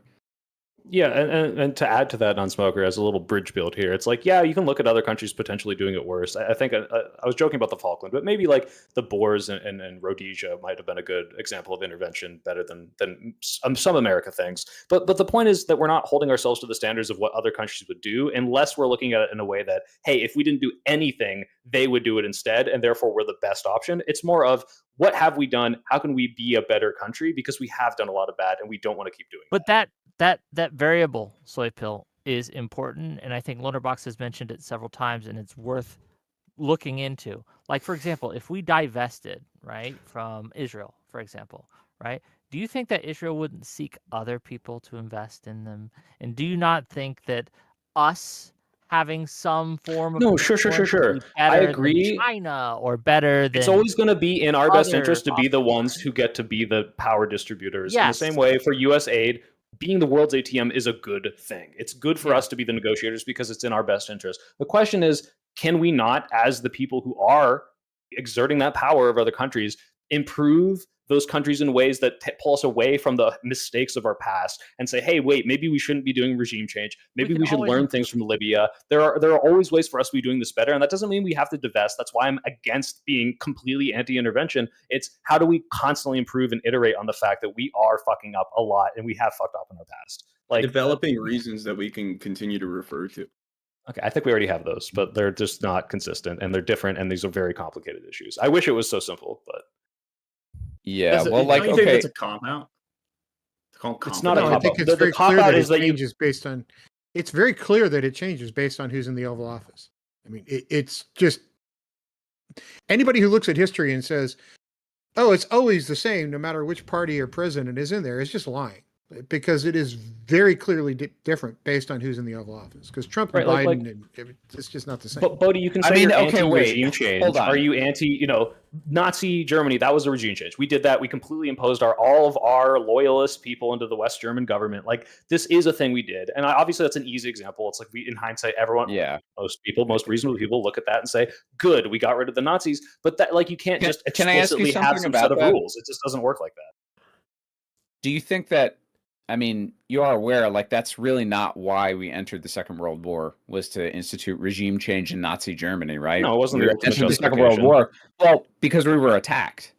Yeah. That's the main reason. Right. And I guess my point in saying that is not to say America did something bad or what by interfering in the European theater.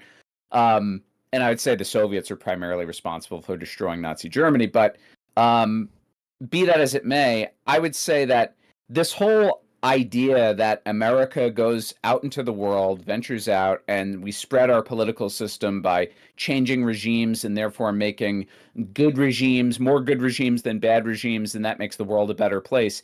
It's just a fantasy. Well, I'm not great saying that, to be clear. powers- It's just you're Okay, not arguing well, against me for saying that. Hold on, If I anything, just the wanna- regime change hold is what I've been hold on. arguing against Yeah, this whole just time. hold on. Please. Just hold on. I just have to get this out, and then I'll put on my moderator hat. Oh, did you triggered Wick because you said You Soviets did. helped World War II? What I do need, a non-smoker will have to reach out to a moderator to moderate us and things. But yes, Pax Americana has made the world a better place without Pax Americana. And when Pax Americana eventually falls, which it looks like we are waning on the world stage, you are going to wish that we could go back to the liberal world order of the past. I really doubt that. I really doubt that. guarantee it. right? We I really protect doubt that. trade I think across we the live in a globe. liberal People dystopian are hell. freer now than they have ever been because of America. Because People are the miserable. U.S. That's has why you have Trump. literally That's saved why you have South Trump. Koreans from You a guys first-person understand that. You fucking keep death, insisting the right? world By is a keeping great them from place. being That's North why you have Korean Trump. slaves, right? You guys created we Trump. are. Look, All of What you. regime do you want to live in? What regime would you want Trump, to I live was in? 17 when he was put into power. But that's another debate. I'm going to put my moderator back on. Otherwise, I'm getting triggered because you guys need to defend America better. I don't know why I expected someone who lives in Britain and PV said I'm also not is allowed like to. Sorry, Wick. But anyway, go ahead. Okay, let's reconnoiter. Let's refocus. We only got a little bit of time left. I don't want to keep you guys here forever. I guess what is give me the worst intervention that the U.S. has done post World War II and the best intervention, in your opinions, and then why. Let's start with Tim, and we'll go around the room. I'm just really curious. Your best intervention and worst intervention. Go ahead. Okay, best intervention. I'm going to cop out and just say Grenada because it was over in like 2 days and nobody cared. Because it's a simple one, nobody even remembers it. Worst is probably Vietnam, just because we accomplished crap all, but getting a lot of people killed, and not much really changed. Okay, Soy Pill. Yeah, I don't want him to hold me to this as the absolutist, but just off the top of my head, obviously, I think one of the best, if not the best, was the Bosnian intervention of stopping one of the worst, ethnic cleansings. And they love us for a reason. It's because we did a pretty damn good job there. Although Serbia hates us, they still are surviving. I don't know if you'd call that a regime change with Milosevic going away, but regardless, I think that was probably the best. The worst off the top of my head also would be then the real 9/11 of 1973. I want to say with Allende and replacing him with Pinochet, this horrible, awful dictator, helicopter pusher outer, and executioner in stadiums. Man, I think that was awful. It's one of the many awful South and Central American regime changes we have done. But Vietnam, death toll wise, was wrong. Okay, Bito. I'd say the best intervention we've had since World War II would probably be South Korea. If we look at the difference between like how developed the nations are, north and south of the border, South Korea is doing great economically and culturally. And then the worst would most likely be Afghanistan. We were in Afghanistan for no other reason than to be there. When I was in the army, they sent my unit there, and when they came back, they'd done nothing but sit there and get RPGs launched at them. This was in 2016 to 2019, so things might have been different, but thank you for your service. I will say that. I appreciate the support. I just not you, Wick, though. Not you. Okay, fair enough. I just Air failed to Force see doesn't really count. I mean, Lonerbox. What do you think? Worst one, since it hasn't been said yet, is probably the Yemeni civil war. Turns out Saudis can't really be trusted with weapons. It's kind of fucking mental, and that blockade was kind of insane. The best one, I was going to say Kosovo initially, but I'm actually going to change my answer and just say that those B2 runs over Iran were very fucking impressive. That was some cool shit. It's a little early and also, to say that, right? my Mossad We don't know. handlers are Nuclear paying me program's handsomely still for that. intact. It's not still intact. Literally, no one is saying that anymore. But okay. Tell PV to get the check Lots of down. By the people way, saying they have it. not But yeah, the paid me for Mossad saying that handlers yet. are. It's that whole thing where people are like confusing the fact that they can go back to enrichment within a few months versus how far back the program is set. Right? Like if I spend 2 hours making a fucking cake and you destroy it on the second hour, I can get started on it again in 5 minutes. But that doesn't mean I haven't been set 2 hours back. It's silly. Yeah. Read the reports. Let's go to non-smoker. The best and the worst. Post. Oh God, yeah. I mean, the worst I would have to say is the Iraq War. Just in terms of number of people killed, especially innocent people, documented war crimes, the creation of ISIS, etc. I would say the Iraq War for sure, and basically zero justification. And the best, I don't know. I feel like you guys might push back on this. I would say the Suez Crisis. Pushing back France, Israel, etc. I would say that would be the best. And Wick, I know you like defending Pax Americana, but you notice all of us had a different awful thing America has done. The question is, would the world be better off with or without America? You can list 10,000 awful things that America has done, and I could agree with every single one. But the question becomes, overall, on the balance, if America was isolationist and did none of those things, would the world be better or would the world be worse? And my argument is the world would be worse because you can do 1,000 bad things, but they can be outweighed. There is a balance sheet here, and we can view the good actions and the effects that those have had, and they can outweigh the bad. And I would argue that in most cases, America has done well. But Wick, can you name 5 good interventions that haven't been named yet? that haven't been named yet. If I took time to think about it, yes, I probably could. Okay, well, the intervention that we ran on your mom last night was great. Okay, we caught the whole Marine Corps, and we all took turns. Okay, it was great. It was Wow. wonderful. Some B2 bombing runs. This is Right a on way the of saying no. But What flavor of crayons were you guys eating? look, the problem is, like, it's when it comes to numbers, you can have 10 bad interventions, but they can be outweighed by one really, really important and really, really good one. I think that the most important one right now, which I fear we are failing at, is Ukraine. We need to do better there. It will be a stain on America if we withhold our aid to them and we do not intervene.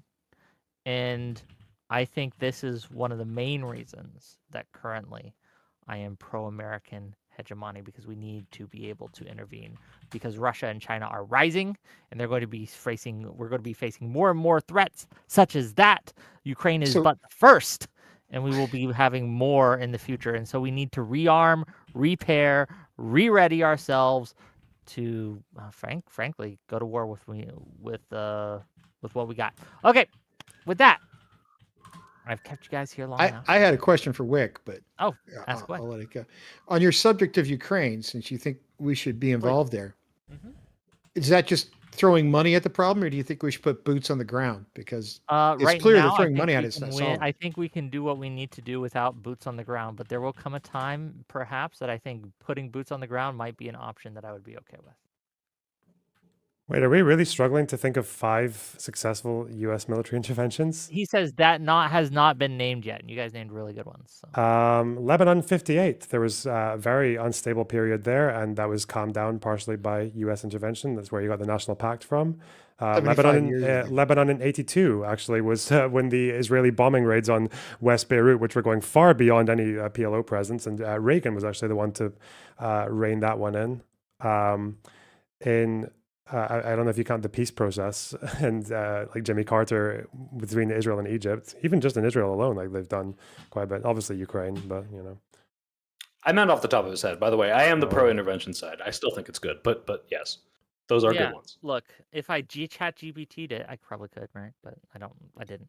Okay, with that, let's get to closing statements. So these wonderful, lovely individuals, right, have given their time to come on my show and give you guys content. So please go and give them a follow, give them thanks, and subscribe to their channels. I got the links in my YouTube description, so you click on their links and you can give them a follow and all those things. Tell people, remind people who you are, and give closing thoughts. And we're going to start with Non-Smoker, and we're going to end with Tim here. Non-Smoker, close us out. Twitch.tv/non_smoker, host of the struggle session every 2 weeks, every other week out of WUSB Stony Brook, 7 to 10 p.m. Eastern time. Happy to talk to you guys. By the way, I'm streaming for the rest of the evening if anyone would like to watch more debating. Hopping on a panel about the same topic in another half hour. Yeah, I oppose regime change in Iran. I oppose U.S. involvement in such. I think that our involvement is inevitable. I think we're going to be pulled into a war. I think it's only a matter of time before boots are on the ground, and it's going to be a disaster, which ultimately will bring about regime change in the United States, which could be a bad or a good thing depending on your perspective, but guess we'll see. Thanks for having me on. Thanks for being willing to jump on a little last minute. I appreciate you. Lonerbox. You can find me at youtube.com, Lonerbox, or Lonerbox Live /Shalom PV victory. I mean, not that. Uh, Oh, jeez. Well, thank you for being here, Lonerbox. I really appreciate you. Hope you had at least somewhat fun this time. But let's give it to Bito. What do you think? I think I learned a lot. I think I need to do a better job at trying to communicate what I'm thinking. I think that it was a learning experience. I think everybody did a good job providing depth and clarity to their positions. But yeah, just thanks for having me on. My only social I have is my Twitch. It's BIT0TV, and other than that, I don't have socials. So thank you. Thank you for being here. Really appreciate you, sir. Soy Pill, go ahead. Yeah, I'm the Soy Pill. I stream sometimes. I mostly make video essays. YouTube, the Soy Pill, all 3 words, caps, and all of them. Yeah, just to wrap it up, I think if anything, we all kind of came together and said, you know what, sometimes intervening is okay, and that's kind of my whole point, was that we can't have these absolutist positions.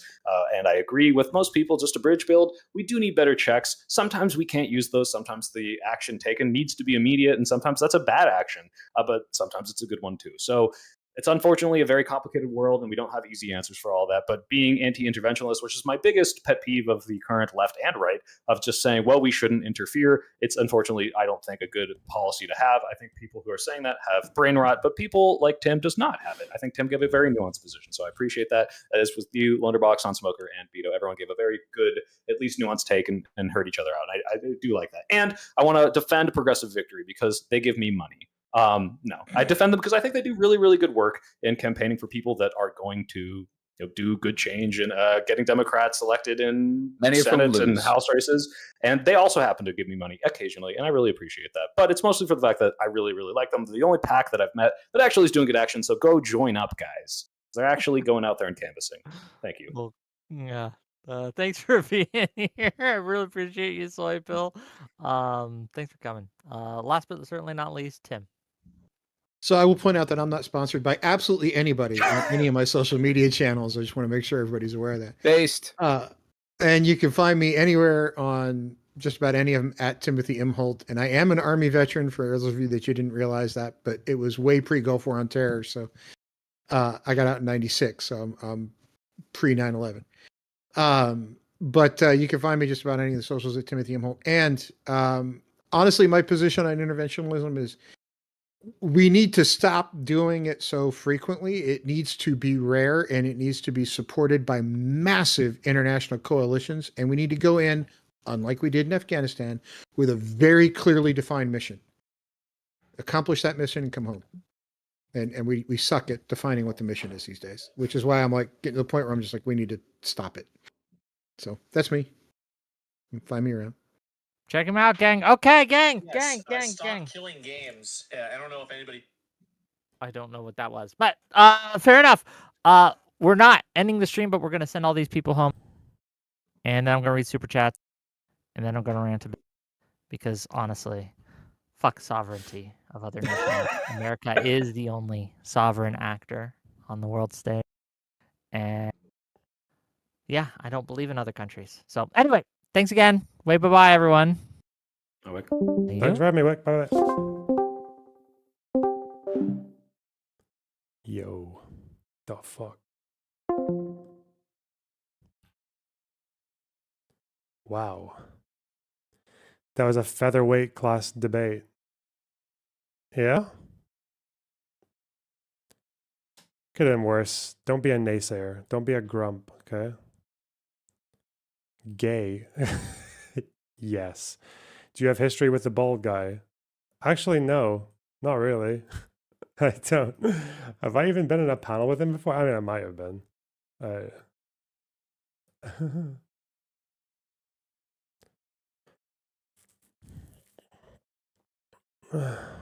You did the tanky takes better than the tanky. Yeah, well, I used to be one of them, you know? Yeah. Yeah, that South African army getting fucking cucked. Getting absolutely rolled by the Cubans. That was good, wasn't it? Cubans did a lot of good there.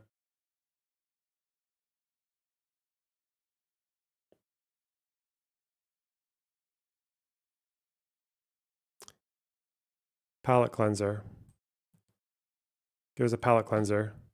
Yeet.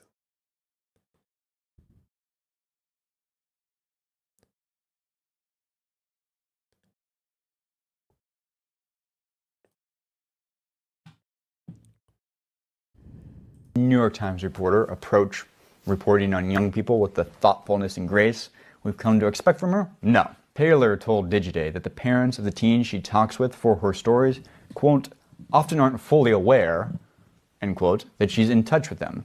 Allow me to quote the article. The biggest, most challenging thing about my job is getting teenagers to talk to me on my phone or having them let me into their house. A lot of kids don't want anything to do with it, especially if their parents aren't fully aware of what they're doing. As a formality, do you mind if I tape on my end? I'm not gonna name you. I'll keep you anonymous. It just for sure. were you like hopping on calls? Like these were phone calls, right? You were talking with Taylor. Yeah, and your mom was listening too, right? Or no? No, my mom was not listening. Oh, okay. So did Taylor ever reach out to your mom?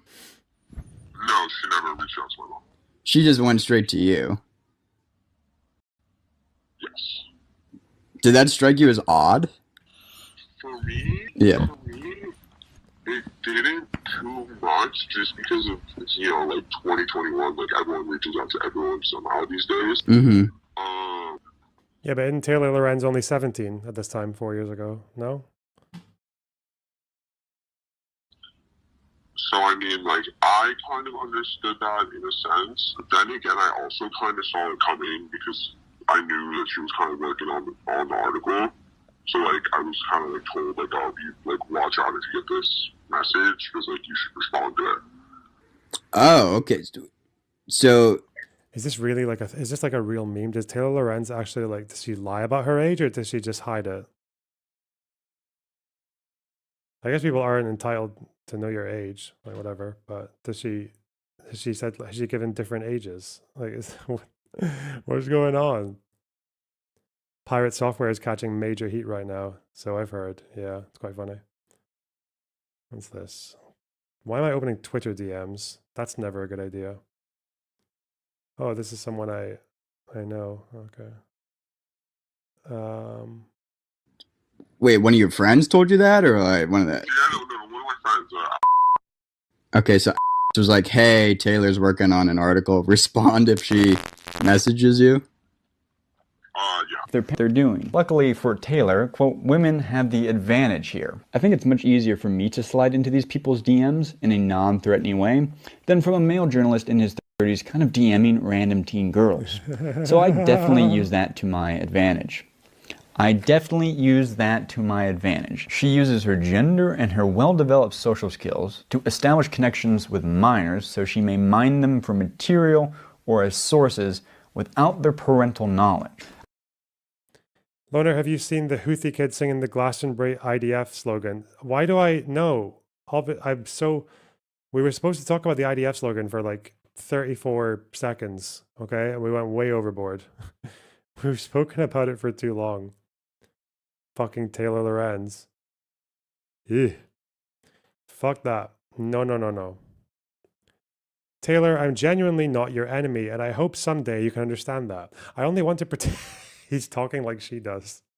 Oh no. I only want to protect children, and you have a pattern of talking with minors late at night and without parental consent. Taylor, would you want your child texting a 45-year-old stranger at 3 a.m.? Please just stop. Is he exaggerating her age?